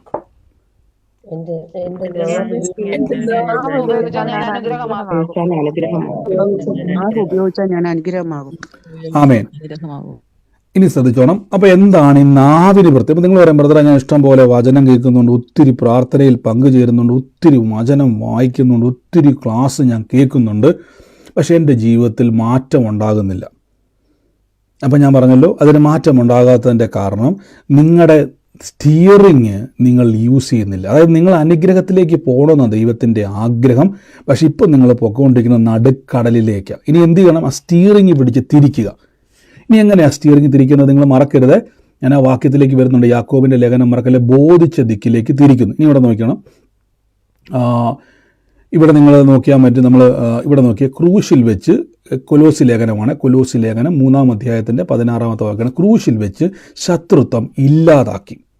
ഇനി നോക്കി, ക്രൂശിൽ വെച്ച് ശത്രുത്വം ഇല്ലാതാക്കി, അതിനാൽ ഇരുപക്ഷത്തെയും ഏക ശരീരത്തിൽ നിരപ്പിച്ചു. എഫേസ്യ ലേഖനത്തിലേക്ക് ഒന്ന് വരാം, റോമ ലേഖനത്തിലേക്ക് വരാം. ശത്രുക്കളായിരിക്കുമ്പോൾ തന്നെ പുത്രൻ്റെ മരണത്താൽ ദൈവത്തോടെ നിരന്നുവെങ്കിൽ നിരന്ന ശേഷം തന്റെ ജീവനാൽ എത്ര അധികമായി രക്ഷിക്കപ്പെടും. ഇനി നിങ്ങൾ നോക്കണം, എഫേസ്യ ലേഖനത്തിലേക്ക് വരുമ്പോൾ ശ്രദ്ധിച്ചോണം, നിങ്ങളിനി അന്യനല്ല പരദേശിയുമല്ല, ദൈവത്തിൻ്റെ ഭവനക്കാരനത്ര. ഇനി ശ്രദ്ധിച്ചോണം, ഭവനക്കാരൻ. അപ്പോൾ നിങ്ങളിനി ഇത്രയും കേട്ടതിന് ശേഷം ഇപ്പോൾ നിരപ്പ് പ്രാപിച്ചാൽ, ഇപ്പോൾ ദൈവവും നിങ്ങളും ഇപ്പോൾ തമ്മിൽ ആരാ? ശത്രുവാണോ മിത്രമാണോ? മിത്രമാണ്. അപ്പം മിത്രങ്ങൾ സംസാരിക്കുന്നത് പോലെ ദൈവത്തോട് സംസാരിക്കണം. ഫോർമാലിറ്റിയുടെ ആവശ്യമില്ല, ഫോർമാലിറ്റി വേണ്ട. അപ്പോൾ ദൈവസന്നിധി പോയിട്ട് ഭിക്ഷക്കാരെ പോലെ അപ്പ വല്ലതും തരണേ ഈ പരിപാടിയല്ല ഇനി ചെയ്യേണ്ടത്. ആ നാവെടുത്ത് ഉപയോഗിച്ചിട്ട് പറയണം, കർത്താവായ യേശു ക്രിസ്തു എൻ്റെ അനുഗ്രഹത്തിന് തടസ്സമായ പാപമെന്ന ശത്രുത്വത്തെ കാൽവരി ക്രൂശിൽ തകർത്തത് കൊണ്ട് നാവ് കൊണ്ട് പറയണം, സ്വർഗത്തിൽ സമാധാനമുണ്ട്, ആ സമാധാനം ഇപ്പോൾ യേശു ക്രിസ്തുവിൻ്റെ നിരപ്പിൻ്റെ ശുശ്രൂഷയിലൂടെ, ഇത് മനസ്സിലാക്കിയാൽ മതി, ഞാനിപ്പോൾ സമാധാനത്തിന് അവകാശിയാണ്. ശ്രദ്ധിച്ച്, ഞാൻ സമാധാനത്തിന് അവകാശിയാണെന്ന് പറയുമ്പോൾ എന്ത് സംഭവിക്കുന്നറിയാവോ? നിങ്ങളുടെ നാവിലൂടെ നിങ്ങളത് പറയുമ്പോൾ ആ ദൈവത്തിലുള്ള സമാധാനത്തിലേക്ക് നിങ്ങൾ പൊക്കോണ്ടേയിരിക്കും. ഇനി നിങ്ങൾ സാധാരണ പ്രാർത്ഥിക്കുന്നതിനറിയോ? പഴയ നിയമത്തിലെ പ്രാർത്ഥനയാണ് നിങ്ങൾ ഉപയോഗിച്ചുകൊണ്ടിരിക്കുന്നത്. എന്താണെന്നറിയോ പ്രാർത്ഥന? കർത്താവേ എൻ്റെ കുടുംബത്തിൽ സമാധാനം കൊണ്ടുവരണേ കർത്താവേ. ഏതെന്തോ അങ്ങനെ പ്രാർത്ഥിക്കുന്നറിയാവോ? അത് നിസ്സഹായൻ്റെ പ്രാർത്ഥനയാണ്. അത് നിസ്സഹായൻ്റെ പ്രാർത്ഥനയാണ്. ദൈവവുമായിട്ട് ബന്ധമില്ലാത്ത വ്യക്തിയുടെ പ്രാർത്ഥനയാണ്. എന്തുകൊണ്ടെന്നാൽ അവൻ ദൈവസന്നിധിയിൽ നിൽക്കാനുള്ള കോൺഫിഡൻസ് ഇല്ല. ഇപ്പം ഞാൻ പറഞ്ഞല്ലോ, എന്നോട് വന്നിട്ട് 1 രൂപ തരാമോ എന്ന് ചോദിക്കാൻ കോൺഫിഡൻസ് ഉള്ള ആരെങ്കിലും ഉണ്ടോ?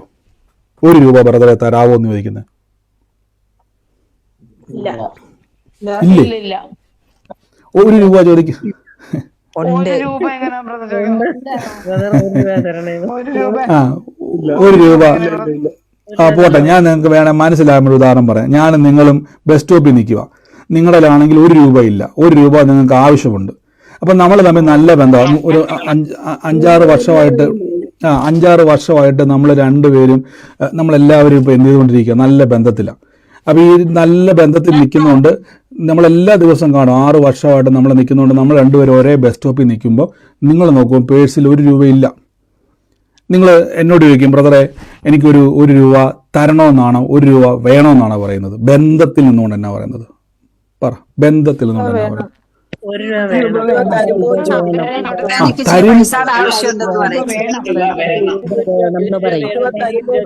ഞാൻ 1 രൂപക്കുള്ളിൽ തരത്തില്ല, 1 രൂപക്കുള്ളിൽ തരത്തില്ല, 1 രൂപയൊക്കെ തരാം, കുഴപ്പമൊന്നുമില്ല. അപ്പം നിങ്ങൾ എന്ത് ചെയ്യും? ബന്ധത്തിൽ നിന്നുകൊണ്ട് ചോദിക്കുമ്പം അവിടെ തരണേ എന്നല്ല, തരണം എന്നാ അല്ലേ? ഇനിയിപ്പോൾ എൻ്റെ കാര്യം പോട്ടെ, ഇനി എന്നോട് ചോദിക്കാൻ നിങ്ങൾക്ക് ബുദ്ധിമുട്ടാണെങ്കിൽ വേണ്ട. നിങ്ങളുടെ ഏറ്റവും നല്ലൊരു സുഹൃത്തിനോട്, ഏറ്റവും നല്ല സ്നേഹിതനോട് നിങ്ങൾ ചോദിക്കുന്നത് എങ്ങനെയാണ്? എനിക്കൊരു 1 രൂപ, ഞാൻ 1 രൂപ എന്ന് പറഞ്ഞാൽ അതിൻ്റെ വലിപ്പം കുറച്ച് കാണിക്കാൻ വേണ്ടിയാണ്. 1 കോടിയൊക്കെ ചോദിക്കാൻ നമുക്ക് ബുദ്ധിമുട്ടായിരിക്കും. 1 രൂപ എനിക്കപ്പോൾ നമ്മൾ എന്നാ ചോദിക്കും? നിങ്ങളുടെ സുഹൃത്തിനോട്, വളരെ സ്നേഹിക്കുന്ന നിങ്ങളുടെ സുഹൃത്തിനോട് നിങ്ങൾ എങ്ങനെയായിരിക്കും 1 രൂപ ചോദിക്കുന്നത്? പറ.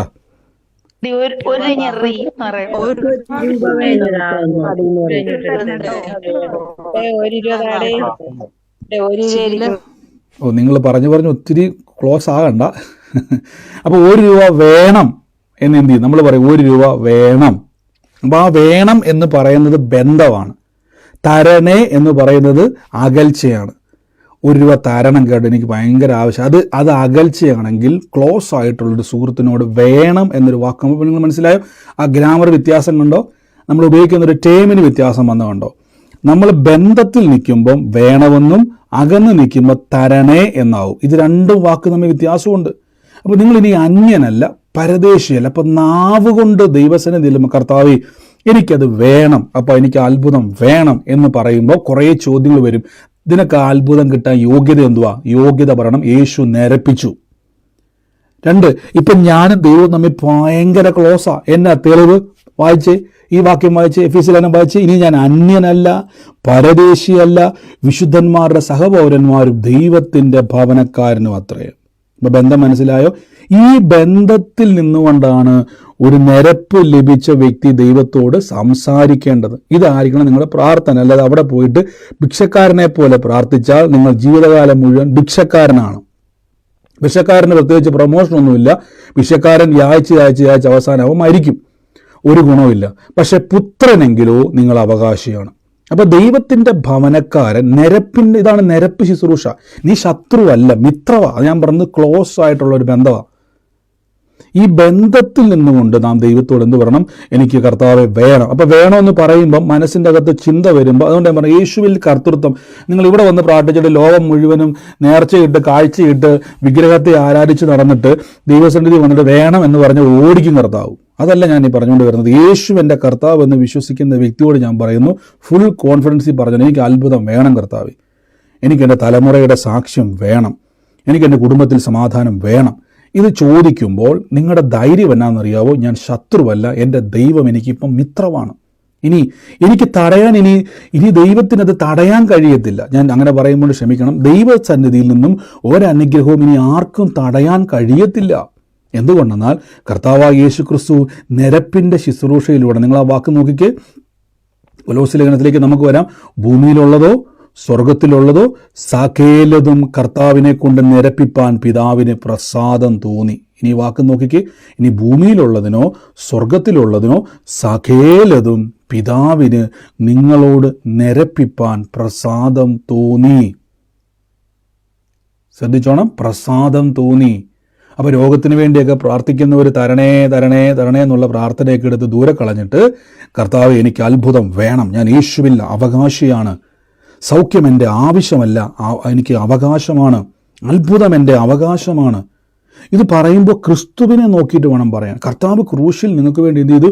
ഇനി സ്വർഗത്തിലെയോ ഭൂമിയിലെയോ സകലതും ക്രിസ്തു മുഖാന്തരം പിതാവ് നിരപ്പിച്ചു. എൻ്റെ അർത്ഥം ഇനി അങ്ങോട്ടും ഇങ്ങോട്ടും കൊടുക്കൽ വാങ്ങലൊന്നും ഇല്ല. ഇനി നിങ്ങൾ അതിനുവേണ്ടി ഒന്നും ചെയ്യണ്ട. അതിനുവേണ്ടി നേർച്ചയില്ല, കാഴ്ചയില്ല, നിങ്ങൾ ഇനി ഒന്നും ചെയ്യാൻ പോകണ്ട, ഒന്നും ചെയ്യണ്ട. പകരം എന്ത് ചെയ്താൽ മതി? നാവ് ഉപയോഗിക്കണം. ഇതാ ഞാൻ പറഞ്ഞത്. ഈ ബ്രദർ ഇതെല്ലാം കേട്ടത് കൊണ്ട് കാര്യമില്ല. ഇനി യാക്കോബിൻ്റെ ലേഖനത്തിലേക്ക് വന്നേ. കപ്പൽ ഏറ്റവും വലുതാണെങ്കിലും അമരക്കാരൻ ചെറിയ ചുക്കാൻ കൊണ്ട് തനിക്ക് ബോധിച്ച ദിക്കിലേക്ക് അത് തിരിക്കുന്നു. അപ്പം ആരാ ഇത് തിരിക്കേണ്ടത്? ഇതാരാ തിരിക്കേണ്ടത്?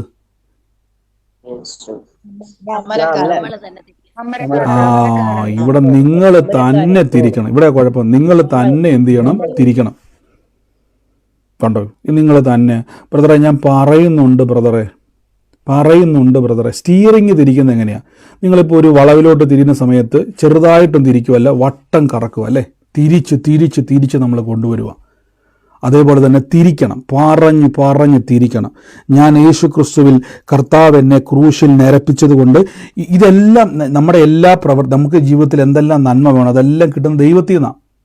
ഇതെല്ലാം കർത്താവ് എന്ത് ചെയ്തു? നിരപ്പിൻ്റെ ശുശ്രൂഷയിലൂടെ ചെയ്തു കഴിഞ്ഞു. ഇനി നിങ്ങളത് എന്ത് ചെയ്താൽ മതി? വിശ്വസിച്ചുകൊണ്ട് പറയണം. തലമുറകളെ പറ്റി പറയണം. കർത്താവേ, ഞാൻ യേശുവിൽ വിശ്വസിക്കുന്നത് കൊണ്ട് എന്ത് സംഭവിക്കുന്നറിയാവോ? എൻ്റെ തലമുറ അനുഗ്രഹിക്കപ്പെട്ടിരിക്കുന്നു. അപ്പോൾ എന്ത് ചെയ്യണം? ഇപ്പോൾ അവർ പോകുന്ന വഴി എന്തുവാ? മോശമായ വഴിയില്ല. പറ്റത്തില്ല, പറയണം, പറ്റില്ല, ഇതല്ല അവനെ പറ്റിയുള്ള പദ്ധതി, ഇവനെ പറ്റിയുള്ള പദ്ധതി. ഇവൻ ക്രിസ്തുവിൻ്റെ, ബൈബിൾ ഒരു വാക്യമുണ്ട്, ജാതികളുടെ നടുവിൽ എൻ്റെ സന്തതികളെയും വംശങ്ങളുടെ നടുവിൽ എൻ്റെ പ്രജയറിയും അവരെ കാണുന്നവരൊക്കെയും യഹോവ അനുഗ്രഹിക്കപ്പെട്ട തലമുറയെന്ന് പറയും. ഇതാ കേൾക്കാൻ പോകേണ്ട, ഇതാണ് എനിക്ക് കാണേണ്ടത്, ഇത് കാണുക തന്നെ ചെയ്യും. അപ്പോൾ എന്ത് ചെയ്യണം? അവകാശങ്ങളെ പ്രാപിക്കുന്നവരാകണം നിങ്ങൾ. അതിന് പക്ഷേ നിങ്ങളെ സഹായിക്കുന്നത് കൈകൊട്ടും പ്രാർത്ഥനയും മാത്രമല്ല, നിങ്ങളുടെ നാവാണ് നിങ്ങളെ സഹായിക്കുന്നത്. നാവ് കൊണ്ട് നിങ്ങൾ എന്ത് ചെയ്യണം?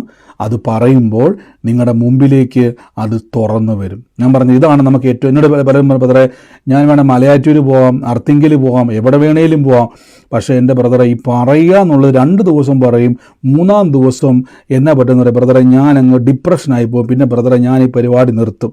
നിങ്ങൾ ഇങ്ങനെ ചിന്തിച്ച് നോക്കിയാൽ മതി. കാർ ഓടിക്കുന്ന വ്യക്തി 2 വളവ് വളച്ചു, ഓടിച്ചുകൊണ്ടിരിക്കുന്ന ആൾ പറയുക, കുറച്ച് ഓടിച്ച പുള്ളി പറയുക, ഓ ഞാൻ വളച്ച് മടുത്തു, ഇനി ഞാൻ കുറച്ചു നേരം നിൽക്കാൻ പോവാന്ന് പറഞ്ഞാൽ എന്നാ സംഭവിക്കും? ഒന്ന് പറഞ്ഞ് എന്നാ സംഭവിക്കും? അയാൾ പറയും ആ വണ്ടി പോയി ഇടിക്കും, ഇത്രയേ ഉള്ളൂ, വേറെ സംഭവിക്കാനൊന്നുമില്ല. വണ്ടി പോയി ഇടിക്കും, നിങ്ങളെല്ലാം എന്ത് ചെയ്യും? അവിടെ തീരും. ഇത് തന്നെ സംഭവിച്ചുകൊണ്ടിരിക്കുന്ന വിശ്വാസി യേശുവിനെ കർത്താവും രക്ഷിതാവുമായി ഏറ്റു പറഞ്ഞ് സ്നാനപ്പെട്ട് വിശ്വാസത്തിലേക്ക് വന്നിട്ട് ഇപ്പം മിണ്ടാതിരുന്നുകൊണ്ട് അതും ഇതും പറഞ്ഞുകൊണ്ടിരിക്കുക. ഭയങ്കര പ്രാർത്ഥനയാണ്, ഭയങ്കര വചനം കേൾക്കുന്നു. ബ്രദറെ ഞാൻ ഒരു ദിവസം എത്ര നേരം യൂട്യൂബിൽ വചനം കേൾക്കുമെന്നറിയോ? കേട്ടിട്ട് എന്താ ഗുണം? സ്റ്റിയറിംഗ് ഇപ്പം സ്റ്റക്കായി നിൽക്കുക, പോയി ഇടിക്കാൻ വേണ്ടി പൊക്കോണ്ടിരിക്കുക. നിർത്ത, അവിടെ സ്റ്റോപ്പ് ചെയ്യും, ഒന്ന് സ്റ്റാർട്ട് ചെയ്യും ഒന്നുകൂടെ വണ്ടി, എന്നിട്ട് ആ സ്റ്റിയറിംഗ് ഒന്ന് തിരിച്ച് ഇന്നു മുതൽ തീരുമാനിക്കുക ഞാനൊരു 1/2 മണിക്കൂർ ഒരു ദിവസം ഏറ്റവും കുറഞ്ഞത് പറയും. എന്നിട്ട് ഈ സ്റ്റിയറിംഗ് കൊണ്ട് തിരിക്കും. നിരപ്പ് പ്രാപിച്ച വ്യക്തി നിങ്ങൾ ഈ ദിവസങ്ങളിൽ പ്രാർത്ഥിക്കുന്ന വിഷയം നിങ്ങൾക്ക് അസാധ്യമല്ല, അകലെയല്ല, തൊട്ടടുത്ത് നിൽപ്പുണ്ട്. പക്ഷെ നിങ്ങളിപ്പോൾ വണ്ടി ഓടിച്ചോടിച്ച് വേറെ റൂട്ടിൽ പൊക്കോണ്ട് ഒന്ന് തിരിച്ചാൽ മതി വണ്ടി. ആ സ്റ്റിയറിംഗ് കൊണ്ടൊന്ന് തിരിക്കുക. ആവശ്യമില്ലാത്ത കാര്യങ്ങൾ പറയാതിരിക്കുക. ഒരേ വായിൽ നിന്ന് തന്നെ ആവശ്യമില്ലാത്ത പറയരുത്. അവിശ്വാസത്തിൻ്റെ വാക്കും വായി തോന്നെല്ലാം വിളിച്ചു പറഞ്ഞിട്ട് സ്വോത്രം കർത്താവ് എന്ന് പറയരുത്. ശ്രദ്ധിക്കണം. അഥവാ വന്നു പോയി കഴിഞ്ഞാൽ ഏറ്റു പറയണം. എല്ലാ ദിവസവും പറഞ്ഞിട്ട് ഏറ്റു പറയാൻ നിൽക്കരുതേ. ചിലർ അങ്ങനെയുണ്ട്. വായി തോന്നുന്ന എല്ലാം എനിക്ക് അറിയാവുന്ന ഒരു ആൻറ്റിയുണ്ട്. വായി തോന്നുന്ന എല്ലാ ചീത്തയും വിളിച്ചു പറയും, എന്നിട്ട് പറയും ഏറ്റു പറഞ്ഞാൽ പോരെ ബ്രദറെ.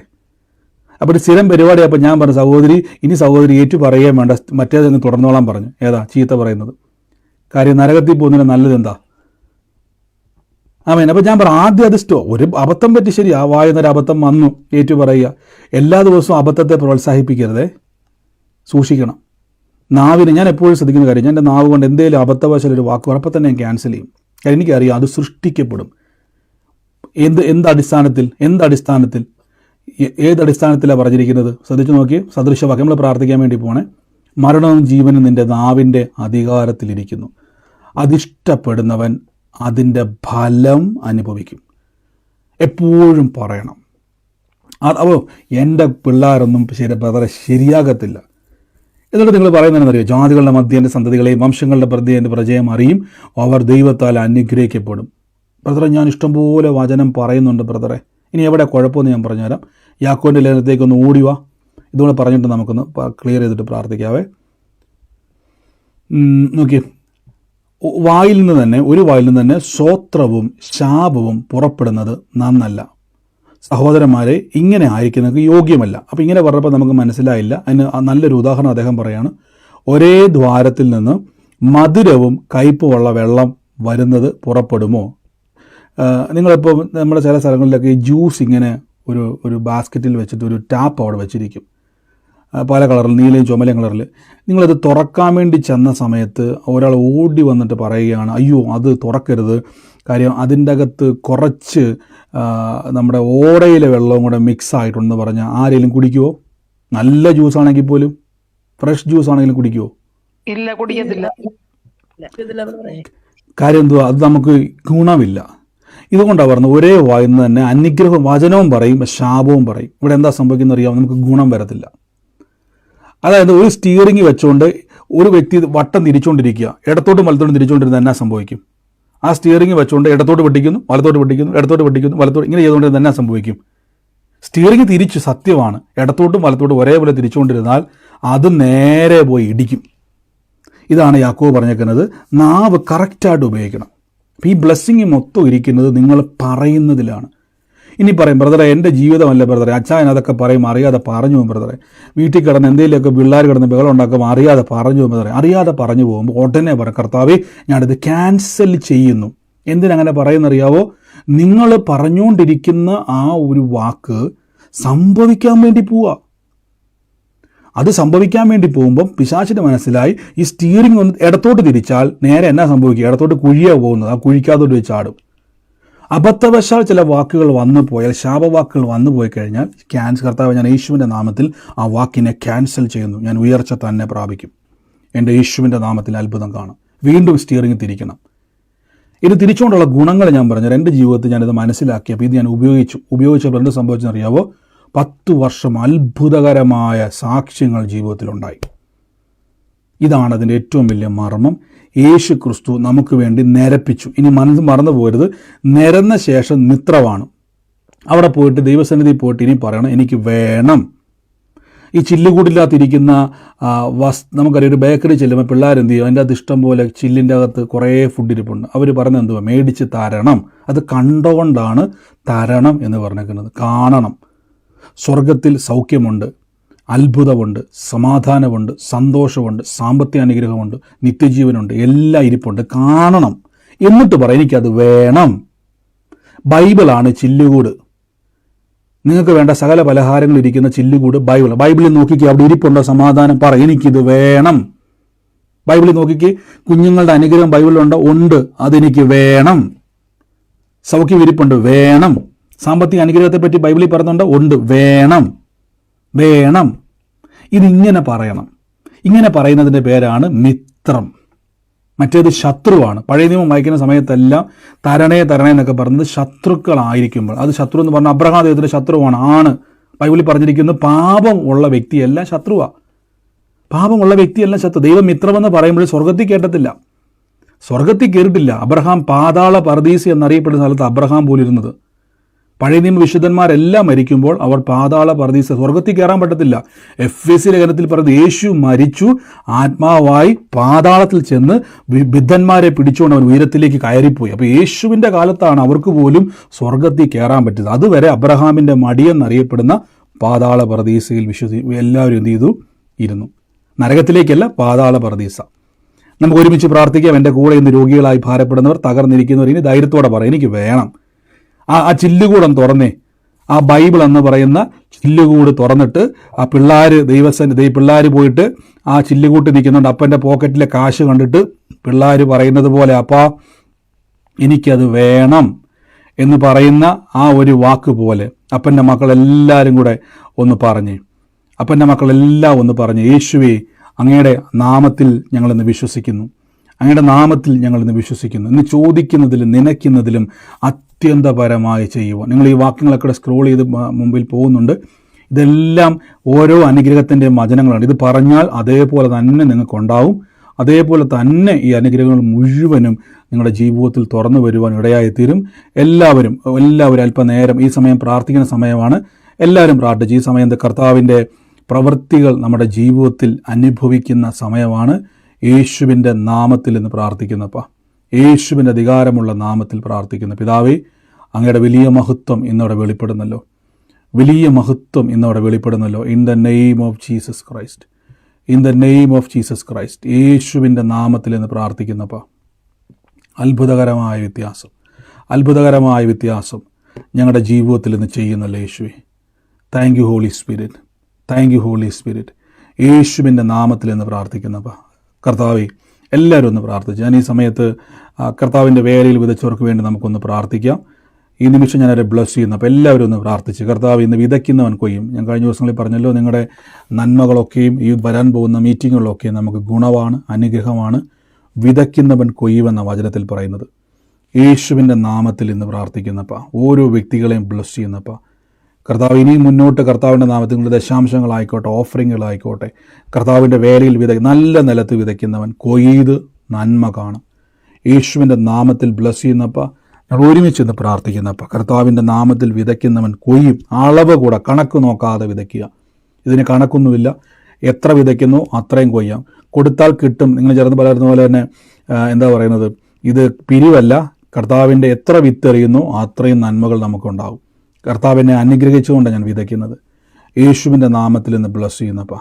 എല്ലാവരും എൻ്റെ കൂടെ ഇന്ന് രോഗികളായി ഭാരപ്പെടുന്നവർ, രോഗമുള്ള ഭാഗത്ത് കൈവച്ച്, ഇന്ന് നിങ്ങളുടെ വേദനയുള്ള ഭാഗത്ത് കൈവച്ച്, ഇപ്പോൾ ആ വേദനകൾ നിങ്ങളെ വിട്ട് മാറുകയാണ്. അത്ഭുത സൗഖ്യം നിങ്ങളുടെ മേലെ സംഭവിക്കുന്നു. അത്ഭുത സൗഖ്യം യേശുവിൻ്റെ നാമത്തിൽ എന്ന് പ്രാർത്ഥിക്കുന്നു. എന്നോട് കർത്താവ് ഒരു വാക്ക് പറയുന്നു. ഒരു രമണി എന്ന് പറയുന്ന ഒരു വ്യക്തിയുടെ ഭവനത്തെ കർത്താവ് സ്പർശിക്കുന്നതായിട്ട് പറയുകയാണ്. ഈ രമണിയുടെ ഭവനത്തിൽ ഞാനൊരു വ്യക്തിയെ കർത്താവ് എന്നെ ഇങ്ങനെ ഈ രമണിക്ക് വേണ്ടി പ്രാർത്ഥിക്കുമ്പോൾ എല്ലാം ഞാൻ കാണുന്ന ഒരു വ്യക്തിയെ കർത്താവ് ഇങ്ങനെ ഒരു ഒരു പൊക്കമുള്ള ഒരു മനുഷ്യനെ കർത്താവ് എന്നെ കാണിച്ചുകൊണ്ടിരിക്കുകയാണ്. രമണിയുടെ കുടുംബത്തിൽ കർത്താവ് എന്നെ പൊക്കമുള്ള ഒരു മനുഷ്യനെ കാണിച്ചുകൊണ്ട്, രമണിയുടെ കുടുംബത്തിൽ ഞാൻ പറഞ്ഞത്, രമണിയുടെ കുടുംബത്തിൽ ഞാൻ കർത്താവ് ഒരു പൊക്കമുള്ള മനുഷ്യനെ കാണുന്നു. യേശുവിൻ്റെ നാമത്തിൽ എവിടെയെങ്കിലും ഒരു വാക്ക് പറയുന്നു, കുടുംബപരമായിട്ട് തന്നെ ഒത്തിരി അങ്ങോട്ടും ഇങ്ങോട്ടും ഒത്തിരി തർക്കങ്ങളും ഒത്തിരി ഭയങ്കരമായിട്ടുള്ള വാക്ക് തർക്കങ്ങളും വഴക്കുകളും ഉണ്ടായിട്ടുള്ള ഒരു ഭവനമാണിത്. എന്നാൽ ആ കുടുംബത്തിൻ്റെ മേൽ കർത്താവിൻ്റെ സമാധാനത്തെ കർത്താവ് ഇന്ന് യേശുവിൻ്റെ നാമത്തിൽ ചൊരിയുന്നു. In the name of Jesus, യേശുവിൻ്റെ നാമത്തിൽ ഇന്ന് സൂമിലായിക്കോട്ടെ ലൈവിലായിക്കോട്ടെ ആ ഭവനത്തെ ഞാൻ ബ്ലസ് ചെയ്ത് പ്രാർത്ഥിക്കുന്നപ്പോൾ കർത്താവെ ഞങ്ങളിന്ന് അനുഗ്രഹിക്കുമ്പോൾ തന്നെ കർത്താവിൻ്റെ വലിയ മഹത്വം ഇന്ന് അവിടെ വെളിപ്പെടുന്നല്ലോ. ഞാനിത് റിലീസ് ചെയ്ത് പ്രാർത്ഥിക്കുന്നപ്പോൾ കർത്താവ് ഇന്ന് ആ കുടുംബത്തിൻ്റെ മേൽ ദൈവത്തിൻ്റെ സമാധാനം ഇന്നവിടെ തുറക്കുന്നല്ലോ. ദൈവത്തിൻ്റെ സമാധാനത്തെ ആ കുടുംബത്തിൽ ഞാൻ ആയിട്ടെടുത്തങ്ങോട്ട് അവിടെ പറഞ്ഞ കർത്താവ് ഇന്ന് വലിയൊരു സമാധാനത്തെ കുടുംബത്തിൻ്റെ മേൽ ചൊരിയാൻ വേണ്ടി പോവാണ്. വലിയൊരു സ്വസ്ഥത കർത്താവ് എന്നെ കുടുംബത്തിൽ ചെയ്യാൻ വേണ്ടി പോകും കേട്ടോ.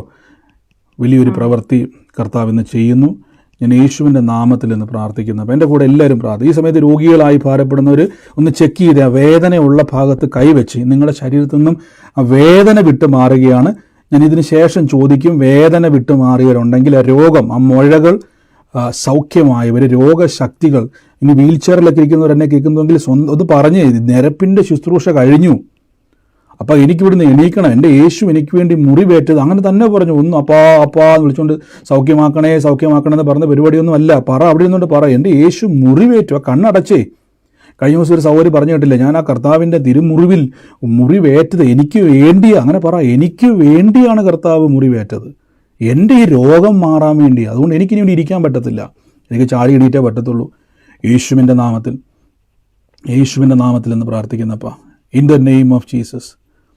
Hallelujah, thank you Holy Spirit. ഞാനൊരു പേര് കർത്താവ് എന്നോട് പറയുകയാണ്. ഈ സുനി എന്ന് വിളിക്കുന്ന ഒരു വ്യക്തിയെ കർത്താവ് എന്നെ സ്പർശിക്കുന്നതായിട്ട് പറയുകയാണ്. സുനി എന്നൊരു പേര് കർത്താവ് എന്നെ കാണിക്കുകയാണ്.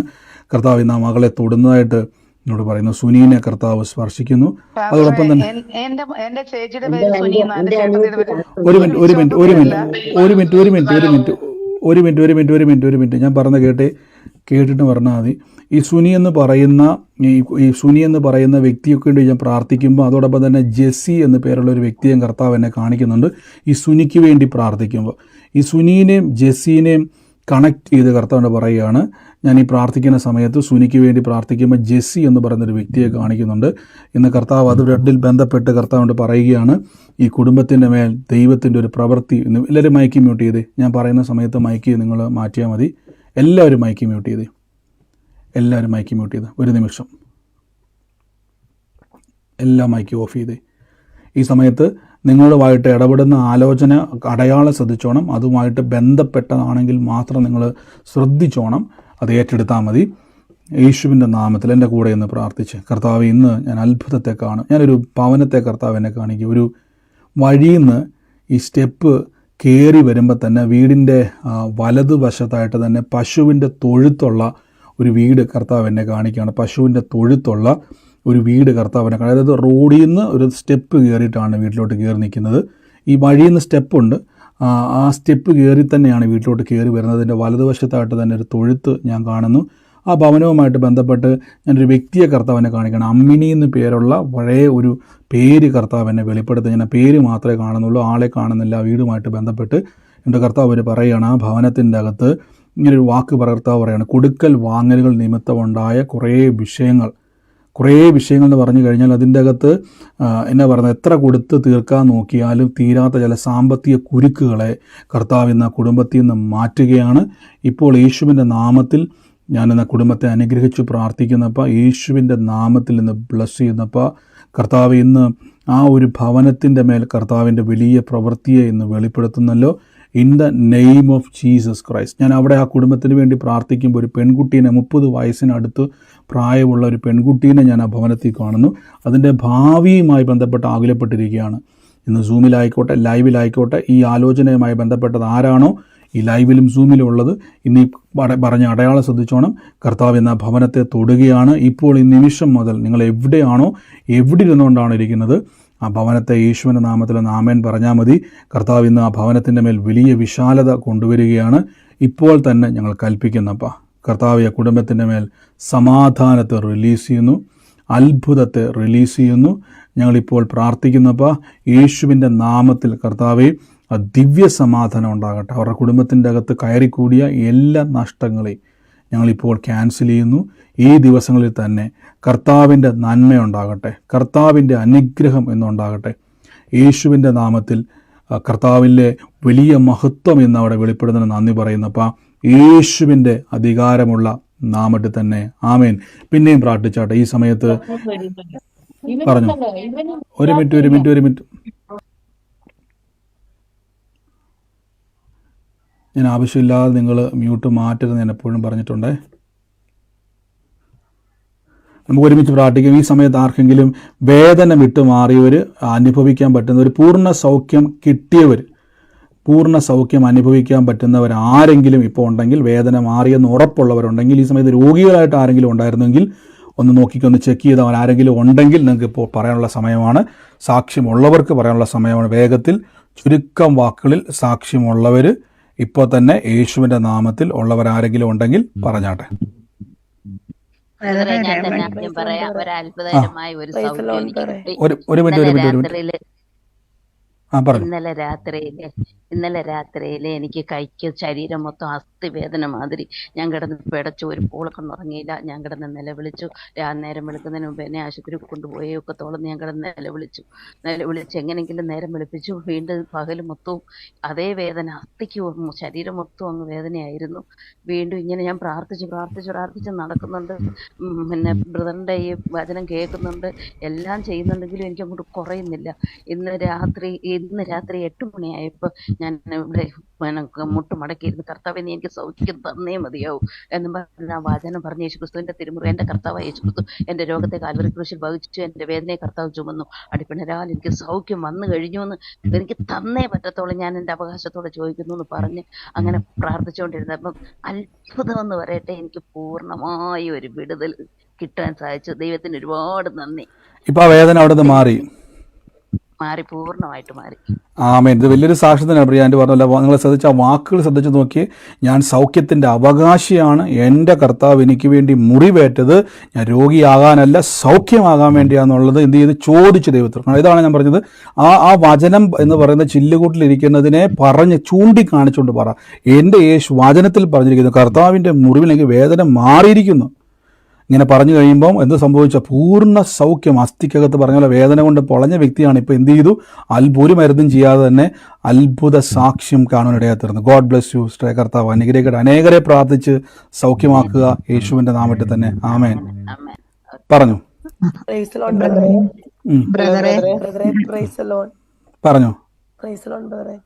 പറഞ്ഞു. കുവൈറ്റിലായിരുന്നു, ഇപ്പൊ നാട്ടിൽ വന്നു. ഞാൻ വരുന്നതിന് മുമ്പ് എനിക്ക് ഭയങ്കര പുറത്തിന് വേദനയായിരുന്നു, സഹിക്കാൻ വയ്യാത്ത വേദനയായിരുന്നു പുറത്തിന്. അങ്ങനെ അവിടെ ഹോസ്പിറ്റലിൽ കൊണ്ട് ഡോക്ടറെ കാണിച്ചു. അവിടുന്ന് ഗുളിക മരുന്നൊക്കെ തന്നു. അപ്പൊ ഡോക്ടറിനോട് പറഞ്ഞ് വെയിറ്റ് എടുക്കരുതെന്ന് പറഞ്ഞായിരുന്നു ബ്രദറെ. വെയിറ്റ് എടുക്കരുത്, അതുകൊണ്ടാണ് ഈ വേദന വരുന്നത്. പിന്നെ അതൊക്കെ അങ്ങ് മാറി, വേറെ കുഴപ്പമൊന്നുമില്ല.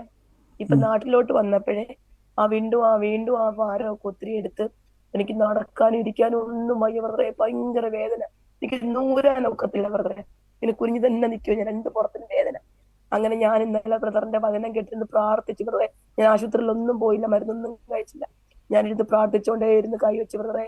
കർത്താവ് എനിക്ക് പൂർണ്ണ സൗഖ്യം തന്നു. ഇപ്പൊ ആ വേദന അവിടെ ഇല്ല ബ്രദറെ. ഞാൻ ഹോസ്പിറ്റലിൽ ഒന്നും പോയില്ല. എല്ലാം മഹത്വവും ദൈവത്തിന്. ഇപ്പൊ വെയിറ്റ് എടുക്കാൻ പറ്റുമോ? ഇപ്പൊ ഇന്നും വെയിറ്റ് എടുത്തു ബ്രദറെ. ഇന്നും ഒരു 10-35 കിലോ വെയിറ്റ് എടുത്തു. പക്ഷെ ഒരു വേദന ഇന്ന് എനിക്ക് അനുഭവപ്പെട്ടില്ല. സ്വോത്രം. അത് വലിയൊരു അത്ഭുതം തന്നെ. യെസ് പറഞ്ഞല്ലോ, വേദന കൊണ്ട് ഭാരപ്പെട്ട് പൊളഞ്ഞു. സാധാരണ ഡോക്ടർ പറഞ്ഞാണ് വെയിറ്റ് എടുത്താൽ പിന്നെ അത് ഉണ്ടാവുമെന്ന് പറഞ്ഞു. പക്ഷെ ആ വേദന വന്നപ്പോൾ എന്ത് ചെയ്തു, യേശുവിൻ്റെ തിരുമുറിവിനുള്ള സൗഖ്യത്തെ പറ്റി പറഞ്ഞുകൊണ്ടിരുന്നത്. ഇപ്പോൾ സിസ്റ്റർ പറഞ്ഞ പോലെ തന്നെ ഇപ്പോൾ ഡോക്ടർ വെയിറ്റ് എടുക്കരുതെന്നാണ് പറഞ്ഞത്. പക്ഷേ ഇന്ന് പറഞ്ഞ പോലെ 10-15 കിലോ എടുത്തിട്ട് പോലും എനിക്കിപ്പോൾ ഒരു വേദനയില്ല. കർത്താവിൻ്റെ സൗഖ്യം നിങ്ങളുടെ ആവശ്യമല്ല, അവകാശമാണ്. God bless you. കർത്താവ് തൊട്ടതിന് നന്ദി. യേശുവിൻ്റെ നാമത്തിൽ തന്നെ ആമേൻ. God bless you sister. കർത്താവ് അനുഗ്രഹിക്കട്ടെ. ഞാനൊരു ആലോചന പറയട്ടെ ബ്രദറെ. രമണി എന്ന് പറഞ്ഞില്ലേ ബ്രദറെ? രമണിയുടെ പേര്. അത് എന്റെ ഒരു ചേച്ചിയാണ് ബ്രദറെ. ആ ചേച്ചിയുടെ കൊച്ചിന് 5 വയസ്സ് കഴിഞ്ഞു ബ്രദറെ. ഇപ്പം കഴിഞ്ഞ ആഴ്ച മെഡിക്കൽ കോളേജിൽ പനിയായിട്ട് കൂടുതലായിട്ട് അഡ്മിറ്റ് ആയിരുന്നു. അപ്പം ബ്ലഡ് ടെസ്റ്റ് ചെയ്യാൻ കൊടുത്തപ്പോ ക്യാൻസറിന് സാധ്യതയുള്ളതാണ്, ടെസ്റ്റ് 5 ദിവസം കഴിഞ്ഞേ വരുള്ളൂ എന്ന് പറഞ്ഞു ഡോക്ടർ. അങ്ങനെ ആ ചേച്ചി എന്നെ വിളിച്ച് പറഞ്ഞു ഈ പ്രാർത്ഥനയിൽ ഒന്ന് പ്രാർത്ഥിക്കണമെന്ന്. ഞാൻ ഒരാഴ്ച കൊണ്ട് ആ മോക്ക് വേണ്ടി പേര് പറഞ്ഞ് ഞാൻ ബ്രദർ തിരുമുറിവിനാൽ സൗഖ്യമായത് വചനം പറഞ്ഞു ഞാൻ ഒരാഴ്ച കൊണ്ടിരിക്കുകയാണ് ബ്രദറെ. ആ ചേച്ചിയും എല്ലാവരും കർത്താവിന്റെ മക്കളാണ്. അവര് കർത്താവിൽ വിശ്വസിച്ച് അവരോട് പറയണം, ഇങ്ങനെ പറയണം, ഈ ഒരു ക്യാൻസറിനോ ഒരു രോഗത്തിനോ എൻ്റെ മേലോ എൻ്റെ കുഞ്ഞിൻ്റെ മേലോ അവകാശമില്ല. യേശുവിൻ്റെ തിരുമുറിവിനാലുള്ള മെഡിക്കൽ റിപ്പോർട്ട് ഞാൻ വിശ്വസിക്കുന്നു, ആ മുറിവിൽ സൗഖ്യം പൂർണ്ണമായിരിക്കുന്നു പറഞ്ഞുകൊണ്ടിരുന്നാൽ പറഞ്ഞു. അങ്ങനെ തന്നെ പറയാൻ പറയണം, യേശുവിൻ്റെ മുറിവിനാൽ സൗഖ്യം വന്നിരിക്കുന്നു, യേശുവിൻ്റെ മുറിവിനാൽ രോഗം മാറിയിരിക്കും തന്നെ പറഞ്ഞുകൊണ്ടിരിക്കാൻ പറയണം. അത്ഭുതകരമായ റിസൾട്ട് അവിടെ കണ്ടിരിക്കും കേട്ടോ. വലിയ സാക്ഷ്യമായിട്ട് കർത്താവ് ഇത് മാറ്റും. ഞാൻ അങ്ങനെ തന്നെ അങ്ങോട്ട് പറഞ്ഞത് ബ്രദറെ. അന്നേ ഞാൻ ഈ വചനം തന്നെ പറഞ്ഞത് ബ്രദർ പറഞ്ഞതുപോലെ ഞാൻ ആ ചേച്ചിക്ക് പറഞ്ഞായിരുന്നു ബ്രദറെ. അവിടെ പറഞ്ഞൊക്കെ ധൈര്യമായിട്ടിരിക്കും, കർത്താവ് അത് വലിയൊരു സാക്ഷ്യമാക്കി മാറ്റും കേട്ടോ. പ്രൈസ് ലോർഡ് ബ്രദറെ. പറഞ്ഞു ബ്രദറെ കേൾക്കാവോ? കേൾക്കുന്നുണ്ട്, പറഞ്ഞു. ഞാൻ ഒരാഴ്ചയായിട്ട് ബ്രദറെ മേലാകെ ചൊറിഞ്ഞ് തടിച്ച് കിടക്കാൻ പറ്റാത്ത അവസ്ഥയിലായിരുന്നു. സംസാരിക്കാൻ പോലും പറ്റുന്നില്ല. ഒരു വല്ലാത്ത അവസ്ഥയിലേക്ക് പോയി. അപ്പൊ വീട്ടിൽ നിന്ന് ഒരു ഹോസ്പിറ്റലിൽ പോകണമെന്ന് പറഞ്ഞാൽ ഒരു ഹോമിയോ ഡോക്ടർ അടുത്തൊരു സുഹൃത്തിനെ ഒന്ന് കണ്ടായിരുന്നു.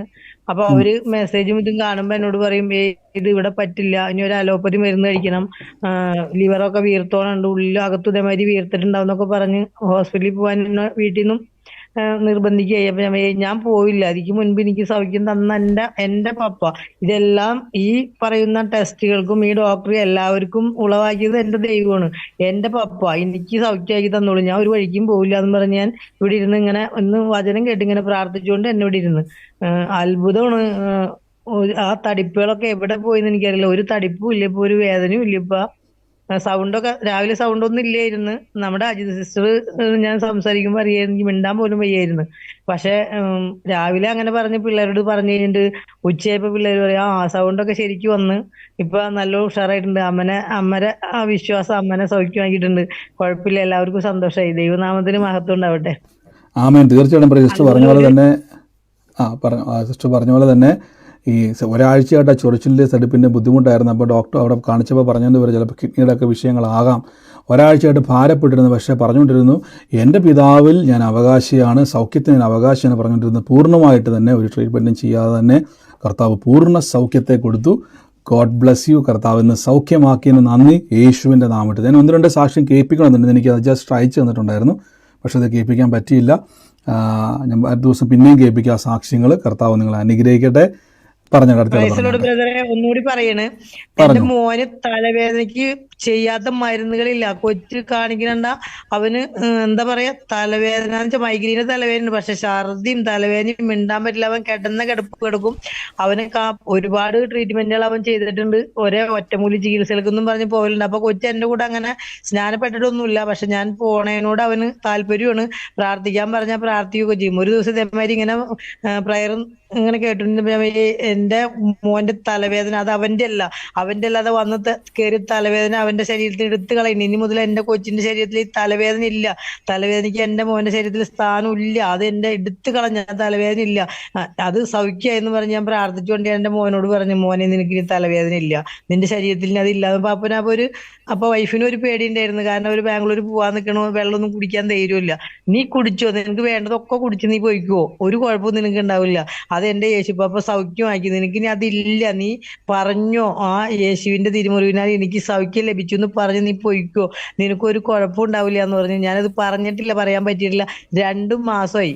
അതിനുശേഷം അവനെല്ലാ ദിവസവും ശനിയാഴ്ച വന്ന് അവൻ തിങ്കളാഴ്ച പോയാൽ അന്ന് അവന് ലീവാണ് തലവേദന. പക്ഷെ ഈ ദിവസങ്ങളിലൊന്നും എൻ്റെ മോന് തലവേദന ഇല്ല.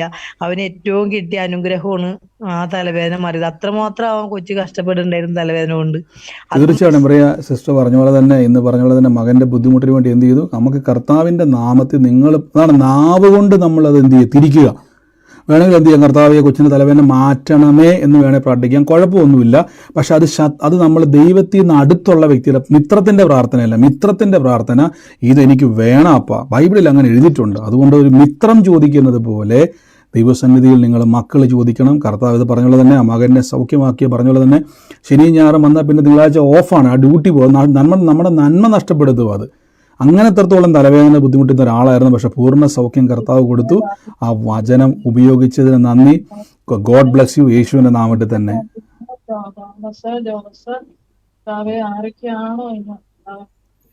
മറ്റാരെങ്കിലും ഉണ്ടോ സാക്ഷ്യം പറയാൻ? ഹലോ ബ്രദറെ, ഞാൻ ഒരു സാക്ഷ്യം പറഞ്ഞോട്ടെ? പറഞ്ഞു ബ്രദറെ, ഞാൻ ഇവിടെ ഖത്തറിലാന്ന് ഞാൻ പറഞ്ഞു. മിനിഞ്ഞാന്ന് ഞാൻ ഒരു ഇത് പറഞ്ഞായിരുന്നു എന്റെ വേദന മാറിയത്. പിന്നെ എനിക്കിപ്പോ ടിക്കറ്റ് ശരിയാവാതിരുന്നു. ഞാൻ സിസ്റ്ററെ വിളിച്ചു. സിസ്റ്ററെ എനിക്ക് വേണ്ടി പ്രാർത്ഥിക്കാവെന്ന് പറഞ്ഞ് പ്രാർത്ഥിച്ചു. ഞാനും പ്രാർത്ഥിക്കുന്നുണ്ടായിരുന്നു. ഇവിടെ ഇപ്പം ഫുള്ള് എല്ലാം അവധി ആയതുകൊണ്ട് ഫ്ലൈറ്റ് ടിക്കറ്റ് ഇല്ല എനിക്ക്. പിന്നെ മക്കള് 20-ാം തീയതിത്തേക്ക് ടിക്കറ്റ് ഇതായിട്ട് എടുത്തായിരുന്നു. മക്കൾക്ക് 2 പേർക്കും, കുഞ്ഞിനും മോക്കും വരണം. പിന്നെ ഞങ്ങൾക്ക് ടിക്കറ്റ് ഇല്ലായിരുന്നു. ഞാനിങ്ങനെ പ്രാർത്ഥിച്ചു, കർത്താവേ, എന്നെ ഇങ്ങോട്ട് വന്നത് എന്നെ തന്നെ എനിക്ക് കൂട്ടുകാരെ തമ്പുരാൻ തന്നു. തിരിച്ചെന്റെ മക്കൾ എനിക്ക് കൂട്ടായിട്ട് വരുന്ന ഒരു ടിക്കറ്റ് എനിക്ക് ശരിയാക്കി തരണം. എനിക്ക് അവരുടെ കൂടെ പോണേന്നും പറഞ്ഞ് ഞാൻ ഇങ്ങനെ പ്രാർത്ഥിക്കുന്നു. സിസ്റ്ററും പറഞ്ഞു പ്രാർത്ഥിച്ചോളാന്ന് പറഞ്ഞു. പക്ഷെ ഇപ്പം അത്ഭുതമായിട്ട് എനിക്ക് നമുക്ക് കേരളത്തിലേക്കല്ല, മധുരയ്ക്ക്, തമിഴ്നാട്ടിലേക്ക്, മധുരയ്ക്ക് മോടെ വീട്ടിലേക്ക് അവിടത്തേക്കുള്ള ടിക്കറ്റ് കിട്ടി. അവിടെ നിന്ന് എനിക്ക് ട്രെയിനിന് വരാൻ പറ്റും കേരളത്തിലോട്ട്. അങ്ങനെ എനിക്ക് ടിക്കറ്റ് നാളെ വൈകിട്ട് 7 മണിക്ക്. സിസ്റ്ററെ പ്രാർത്ഥിച്ചതിന് ഒരുപാട് നന്ദി. എനിക്ക് ഈ ഭജനം കേട്ട് എനിക്ക് അത് വെച്ച് പ്രാർത്ഥിക്കാൻ പറഞ്ഞതിന് എന്താ പറയണ്ടേന്ന് എനിക്ക് അറിയത്തില്ല. അതുപോലെ എനിക്ക് സൗഖ്യം എല്ലാം കിട്ടി. തീർച്ചയായിട്ടും ഇന്ന് കർത്താവ് പറഞ്ഞ പോലെ നമ്മുടെ ആവശ്യങ്ങളെ അറിയുന്നൊരു കർത്താവുണ്ട്. പ്രിയമക്കൾ ഒരുമിച്ചിരുന്ന് സൗകര്യമായിരുന്ന് പ്രാർത്ഥിച്ചു. കർത്താവിൻ്റെ കൃപയാൽ ഇന്ന് പ്രാർത്ഥിക്കുകയും ഇന്ന് ഏറ്റുപറയുകയും ചെയ്യുന്നവർക്കെല്ലാം അതിൻ്റെ അത്ഭുതങ്ങളെ കാണാൻ ഇടയായതിന് പ്രത്യേകം ബർത്ത്ഡേ ഉള്ളവർക്ക് വേണ്ടി ഇഷ്ടം ഞാനിത് കണ്ടത് കേട്ടോ. ഇഷ്ടം മെസ്സേജ് ഞാൻ കണ്ടായിരുന്നു. നമുക്ക് ഒരുമിച്ച് ഇന്ന് ബർത്ത്ഡേ ഉള്ളവർക്ക് വേണ്ടി ഒന്ന് പ്രാർത്ഥിക്കുന്നു. നാളെയാണ് നാളെ ബർത്ത്ഡേ. നാളെ 19/12.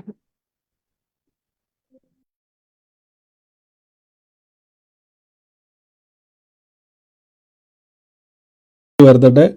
അനുഗ്രഹിച്ചെന്ന് പ്രാർത്ഥിക്കുന്നു. എല്ലാവരും അനുഗ്രഹിക്കുന്നു യേശുവിൻ്റെ നാമത്തിൽ തന്നെ. ആമേൻ. God bless you. മറ്റാരെങ്കിലും സാക്ഷിയുള്ളവരുണ്ടോ? ബ്രദറെ, പറഞ്ഞു.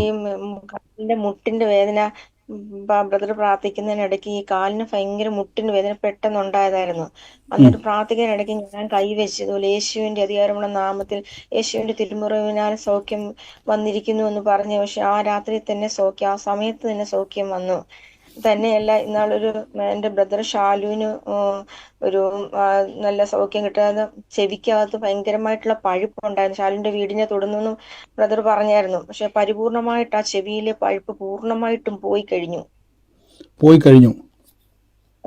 ഇനി ഇപ്പൊ പഴുപ്പില്ല, ഒരു ശകലം പോലും പഴുപ്പില്ല. 2 മാസമായിട്ട് ആ ചെവി പഴുപ്പുണ്ടായിരുന്നു. എത്ര മരുന്ന്. അതായത് ആ സമയത്താണ് പ്രവചനാത്മാവിൽ അവന്റെ പേര്, ആ വ്യക്തിയുടെ പേര് വെളിപ്പെട്ടത് അല്ലേ?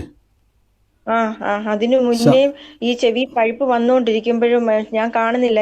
പക്ഷെ ആ സമയത്ത് ഈ വീട്ടിൽ വന്ന്, ഇപ്പൊ ഈ വീട്ടില, ഈ വീട്ടിൽ വന്ന് ഞാൻ നോക്കുമ്പോ പഴുപ്പുണ്ട്. അന്നേരം ഞാൻ ഈ വചനം കേട്ട് കഴിഞ്ഞാൽ ഞാൻ ഈ വീട്ടിൽ വരുന്നേ. പക്ഷെ പഴുപ്പുണ്ടോ ഇല്ലയോ, ചെവിക്കകത്തുണ്ടോ എന്ന് അറിയത്തില്ലായിരുന്നു. വീട്ടിൽ വന്നപ്പം ഈ തലമുടി ഇങ്ങനെ പുള്ളിയ പാർലേസായിട്ട് വലുതായിട്ട് നടക്കത്തില്ല. അന്നേരം ഞാൻ ആ മുടിയുടെ ഇതൊക്കെ കട്ട് ചെയ്ത് ഇങ്ങനെ മാറ്റി കഴിഞ്ഞപ്പം പഴുപ്പ് ഇങ്ങനെ കണ്ടെന്നെ ദൈവം കാണിച്ചതാ ഈ പഴുപ്പ്. അന്നേരമേ അത് കഴിഞ്ഞ് പിന്നെയും ഞാൻ ഈ ഇവിടെ ഇപ്പം വീട്ടിലുണ്ട്. അന്നേരവും ഇത് ബ്രദറിലൂടെ ഇതാ പറഞ്ഞു. അല്ല, ഞാൻ ഒരു മിനിറ്റ്, ഈ പേര് വെളിപ്പെടുന്ന സമയത്ത് രോഗം ഉണ്ടായിരുന്നോ? പേര് വെളിപ്പെടുമ്പോ എനിക്ക് രോഗം അറിയത്തില്ലായിരുന്നു. പക്ഷെ ഞാൻ അന്നേരം അറിയത്തില്ലായിരുന്നു ഈ രോഗം ഉണ്ടായിരുന്നു. ഉണ്ടായിരുന്നു, ഞാൻ കണ്ടില്ലായിരുന്നു അന്നേരം. അത് കഴിഞ്ഞ് രണ്ടാമത് അന്നേരം ഞാൻ വന്നു, ഈ പഴുപ്പ് കണ്ടു. പിന്നെയും ബ്രദർ ഇതിനെപ്പറ്റി പിന്നെയും ഇത് പറഞ്ഞു. അന്നേരം ഞാൻ പിന്നെയും ഏറ്റെടുത്തപ്പം ഈ എന്റെ ബ്രദറിന് വേണ്ടി ഞാൻ കൈവച്ച് ഇങ്ങനെ പ്രാർത്ഥിച്ചു. യേശുവിന്റെ തിരുമുറിവിനാൽ സൗഖ്യം. പിന്നെ ബ്രദർ പറഞ്ഞത് ഏറ്റു പ്രാർത്ഥിക്കുകയും ചെയ്തു. അത് മുഴുവൻ പൂർണ്ണമായിട്ടും പോയി. അതായത് സിസ്റ്റർ പറഞ്ഞത് ശാലു എന്ന് പറഞ്ഞുള്ള പേര് കർത്താവ് വെളിപ്പെടുത്തി വലിയൊരു അത്ഭുതം നടക്കുമെന്ന് പറയുന്ന സമയത്ത് സിസ്റ്റർക്ക് അറിയത്തില്ലായിരുന്നു ചെവിക്കകത്ത് പഴുപ്പുണ്ടായിരുന്നു അല്ലേ? ഈ പേര് എന്നോട് പറഞ്ഞിട്ടുണ്ടായിരുന്നു? ഇല്ലില്ല, ആദ്യം പറഞ്ഞപ്പോ എനിക്ക് അറിയത്തില്ലായിരുന്നു. രണ്ടാമതും ഇവിടെ വന്നു കഴിഞ്ഞും പറഞ്ഞു ഒരു വീടിന്റെ ശാലുവിന് പറയുന്ന വീടിന്റെ ഫ്രണ്ടിൽ ഒരു ഒരു ഒരു ഫോട്ടോ തൂക്കിയിട്ടിട്ടുണ്ട്. ആ വീടിന് ഒരു വലിയൊരു അത്ഭുതം നടക്കുന്നു. അന്നേരം അത് കഴിഞ്ഞ് പിന്നെ ഇത് പൂർണ്ണമായിട്ടും പോയി. ഓ, അത് വലിയൊരു സാക്ഷി സിസ്റ്റർ പറഞ്ഞതുപോലെ തന്നെ ശാലു എന്നുള്ള പേര് ദൈവാത്മ വെളിപ്പെടുത്തി, ആ വീടിൻ്റെ അടയാളങ്ങളെ കർത്താവ് വെളിപ്പെടുത്തി, ആ വ്യക്തിയുടെ മേലേക്ക് വലിയൊരു ദൈവപ്രവർത്തി നടക്കുമെന്ന് പറഞ്ഞു. അപ്പോൾ സിസ്റ്റർക്ക് ആ സമയത്ത് അറിയത്തില്ല. പിന്നീടാണ് നോക്കിയപ്പം ചെവി പഴുത്തിരിക്കുമായിരുന്നു, വലിയ ബുദ്ധിമുട്ടായിരുന്നു. പക്ഷെ അതിനുശേഷം പൂർണ്ണ സൗഖ്യം കർത്താവ് അവിടെ ചെയ്തു, അല്ലേ? മരുന്ന് വല്ലതും ചെയ്തോ? പൂർണ്ണ സൗഖ്യം കർത്താവ് ഇന്ന് കൊടുക്കുവാൻ ഇടയായി തീർന്നു എന്ന് പറയുമ്പോൾ നമ്മൾ കേൾക്കുന്ന ഓരോ പ്രവചനാലോചന ആയിക്കോട്ടെ, അതിൻ്റെ അകത്തെല്ലാം വിടുതലുകൾ ഇരിപ്പുണ്ട്. ഇന്ന് കേട്ടല്ലോ, ആ പേര് കർത്താവ് വെളിപ്പെടുത്തി, ആ വീട് വെളിപ്പെടുത്തി, വലിയൊരു അത്ഭുതം ചെയ്യുന്നു പറയുമ്പോൾ ഇസ്രത് ഏറ്റെടുത്തു. അത് ഏറ്റെടുത്ത് പ്രാർത്ഥിച്ച് വിശ്വസിച്ച് പ്രഖ്യാപനം നടത്തിക്കൊണ്ടിരുന്നു. അവിടെ പൂർണ്ണ സൗഖ്യം കർത്താവ് അത് ചെയ്തു. God bless you. കർത്താവ് ഇന്ന് അനുഗ്രഹിക്കട്ടെ. ഇന്ന് ഞാൻ എല്ലാ ദിവസവും പറഞ്ഞു, നമ്മുടെ നാവിനെ ഈ ദിവസങ്ങളിൽ സ്റ്റിയറിങ്, ഞാൻ നാളെ നമ്മൾ ചോദിക്കും, ഞാൻ കീവേഡ് എന്താണെന്നുള്ളത് ചോദിക്കും. അപ്പോൾ കുറച്ച് പേര് ലെഫ്റ്റ് ആയിപ്പോൾ എനിക്കറിയാം, സമയം ഒത്തിരി മുന്നോട്ട് പോയതുകൊണ്ടാണെങ്കിലും നാളത്തെ കീവേഡ് അല്ലെങ്കിൽ എന്താണ് എന്ന് പറഞ്ഞു വന്ന വാക്ക് നാവിനെ ഉപയോഗിക്കുക എന്നുള്ള സ്റ്റിയറിംഗ് ആണ്. മറന്നുപോലെ സ്റ്റിയറിംഗ് ഉപയോഗിച്ച് തിരിക്കുക. ഇടത്തോട്ടും വലത്തോട്ടും തിരിച്ചാൽ വണ്ടി പോയി ഇടിക്കും. നന്നായിട്ട് തിരിച്ചോണം. അപ്പോൾ ഇന്ന് മുതൽ നന്നായിട്ട് തിരിച്ചോണം. കർത്താവിൻ്റെ കൃപയാൽ വലിയ പ്രവർത്തികളാൽ കർത്താവ് നിറയ്ക്കും. മറ്റാർക്കെങ്കിലും സാക്ഷിയുള്ളവരുണ്ടോ? വേഗത്തിൽ പറഞ്ഞാട്ടെ സാക്ഷിയുള്ളവർ. ബ്രദറെ, ഒരു സാക്ഷ്യം പറയട്ടെ. ധൈര്യമായിട്ട് പറഞ്ഞു. ഞാനിത് കുറച്ചൊരു 3 മാസത്തോളം എനിക്ക് കാണാൻ തുടങ്ങി. മിക്കവാറും ചിലപ്പോൾ എനിക്ക് സൂമിൽ കയറാൻ പറ്റത്തില്ല. അന്നേരം ഞാൻ യൂട്യൂബിലാണ് കാണുന്നത്. അപ്പൊ ഈ ഇന്ന് എന്റെ മോനെ കാണത്തൊന്നുമില്ല. എന്റെ മോന്റെ പേര് നിഖിൽ എന്നാണ്. അവനെ ഇങ്ങനെ കാണത്തൊന്നുമില്ല. ഞാനിങ്ങനെ യൂട്യൂബിലേക്ക് കാണുന്നത് അവൻ കേൾക്കുകയൊക്കെ ചെയ്യും. അപ്പൊ ഇന്ന് അവന് നമ്മുടെ ജംഗ്ഷൻ വരെ പോകുമ്പോഴത്തേക്ക് തലയുടെ പുറകിൽ പെട്ടെന്നൊരു വേദന വന്നെന്ന് പറഞ്ഞ്, വേദനയും ബുദ്ധിമുട്ടൊക്കെ വന്നപ്പോഴത്തേക്ക് അവന് ന്യൂറോയുടെ മരുന്ന് കഴിച്ചുകൊണ്ടിരിക്കുന്ന എപ്പിലെപ്സിയുടെ പ്രശ്നം ഉണ്ട് അവന്. അപ്പൊ പോകുമ്പോഴത്തേക്ക് ഒരു സൈഡിൽ ഭയങ്കര ബുദ്ധിമുട്ട് വന്നപ്പോഴത്തേക്ക് അവൻ ഇന്ന് ഏത് വചനം പറഞ്ഞേ, കാൽവരി ക്രൂശിൽ യേശു തന്റെ തിരുമുറിവുകളെ, നമ്മുടെ സകല രോഗങ്ങളും കർത്താവ് വഹിച്ചെന്നു, ആ തിരുമുറിവുകളെ എനിക്ക് സൗഖ്യം വന്നു. അവൻ പറയാമോ, ഞാൻ വെറുതെ ഒന്ന് പറഞ്ഞു നോക്കിയതാണ്, പക്ഷെ എനിക്ക് പെട്ടെന്ന് വേദന മാറിയെന്ന്. ആമേൻ. അത് വലിയൊരു സാക്ഷ്യമാണ്. എത്ര നാളായിട്ട് മോൻ മരുന്ന് കഴിക്കുന്ന? മോൻ 1.5 വയസ്സ് മുതൽ മരുന്ന്. ഒയ്യോ, 1.5 വയസ്സ് മുതൽ കഴിക്കുന്ന മരുന്നാ? എത്ര വയസ്സായി മോനിപ്പം? ഇപ്പം മോന് 27 വയസ്സുണ്ട്. ഒയ്യോ, ഇപ്പൊ വേദന പോയി? അവന്റെ പുറയുന്ന തലയുടെ പുറന്നുള്ള വേദന പോയി? ഇടയ്ക്കിടയ്ക്ക് തലയ്ക്ക് ഒരു സൈഡിലോട്ടായിപ്പോ മോന് ഒരു സൈഡ് ഇങ്ങനെ അങ്ങനെ വന്ന് ബ്ലഡ് ക്ലോട്ട് ആയി പോയിട്ട് ഇടത് സൈഡിലെ കാല് കൈക്കും തളർച്ച ഉണ്ടായിരുന്നു. ഇപ്പൊ നടക്കുകയൊക്കെ ചെയ്യും, പക്ഷെ കൈ ഒന്നും ചെയ്യത്തില്ല. ഇപ്പൊ തലയ്ക്കകത്ത് എന്തായിരുന്നു പ്രശ്നം? വേദന എന്ന് പറഞ്ഞാൽ അവൻ ഇടയ്ക്ക് ഇങ്ങനെ ഈ ന്യൂറോയുടെ മരുന്ന് കഴിക്കുന്നതാണ്. അപ്പൊ ഇങ്ങനെ ഇടയ്ക്കിടയ്ക്ക് ഇങ്ങനെ ടെൻഷൻ ഉണ്ടാകുമ്പോഴത്തേക്ക് പെട്ടെന്ന് അവന് ഒരു ഭയങ്കര ഒരു വൈബ്രേറ്റ് പോലെ ഒരു പെരിപ്പോ എന്തൊക്കെയോ അസ്വസ്ഥയാന്ന് പറയും. പിന്നെ ഹാർട്ടിന് കംപ്ലൈന്റ് ഉള്ളതാണ്. ഒരു ഓപ്പറേഷൻ. അല്ല, ഞാൻ ചോദിച്ചതല്ല, ഇപ്പൊ പ്രാർത്ഥിച്ചപ്പോ ആ വേദന അവന് മാറിയെന്നാ പറഞ്ഞു. ഇന്ന് വൈകുന്നേരം ആ ജംഗ്ഷൻ വരെ പോയിരുന്നു. അന്നേരമാണ് അവിടെ വെച്ചാണ് പോകുന്ന വഴിക്കാണ് ഇതിങ്ങനെ ഉണ്ടായത്. അപ്പൊ മോൻ പറഞ്ഞു വെച്ചു പറഞ്ഞപ്പോ വേദന പോയി. ചോദിച്ചത് വേറൊന്നുമല്ല, ആ കർത്താവിന്റെ തിരുമുറിവിനാൽ അവൻ പ്രാർത്ഥിച്ചപ്പോൾ ആ വേദന പോയെങ്കിൽ ഇപ്പം ആ രോഗനിമിത്തം ഉണ്ടായ സകലതും അവന്റെ മേലിൽ നിന്നും മാറാൻ വേണ്ടിയുള്ള അത്ഭുതമാണ് ഇപ്പൊ സ്റ്റാർട്ട് ചെയ്തിരിക്കുന്നത്. മോനോട് പറയണം, ഇനി അവന്റെ വേദന അവിടെ ഇൻസ്റ്റന്റ്ലി അവിടെ മോനോട് പറയണം, ഇപ്പൊ സൗഖ്യം വാങ്ങി, ഇനിയും ഒന്നും നോക്കണ്ട, മരുന്ന് കഴിക്കുന്നത് പോലെ ആ വചനം അങ്ങ് പറഞ്ഞോണം. യേശു എൻ്റെ രോഗത്തെ വഹിച്ചു, ഞാൻ ഈ രോഗത്തെ വഹിച്ചത് കൊണ്ട് ഞാൻ ഇനി രോഗിയല്ല. യേശുവിൻ്റെ മുറിവിനാൽ എനിക്കിപ്പോൾ വേദന മാറിയതൊരു സൈനാണ്. ഞാൻ അത്ഭുതകരമായിട്ട് എല്ലാ മനുഷ്യരെ പോലെ തന്നെ ഞാൻ ഓടിച്ചാടി നടന്ന എല്ലാ കാര്യവും ചെയ്യും. ഞാൻ അത്ഭുത സാക്ഷ്യമാണ് എന്ന് തന്നെ പറഞ്ഞു തുടങ്ങിക്കോ. വലിയ ഞാൻ ചോദിച്ചത് വലിയ പ്രവൃത്തിയുടെ ആരംഭമാണിത്. വലിയ സാക്ഷ്യമായിട്ട് കർത്താവ് അത് മാറ്റും കേട്ടോ. God bless U.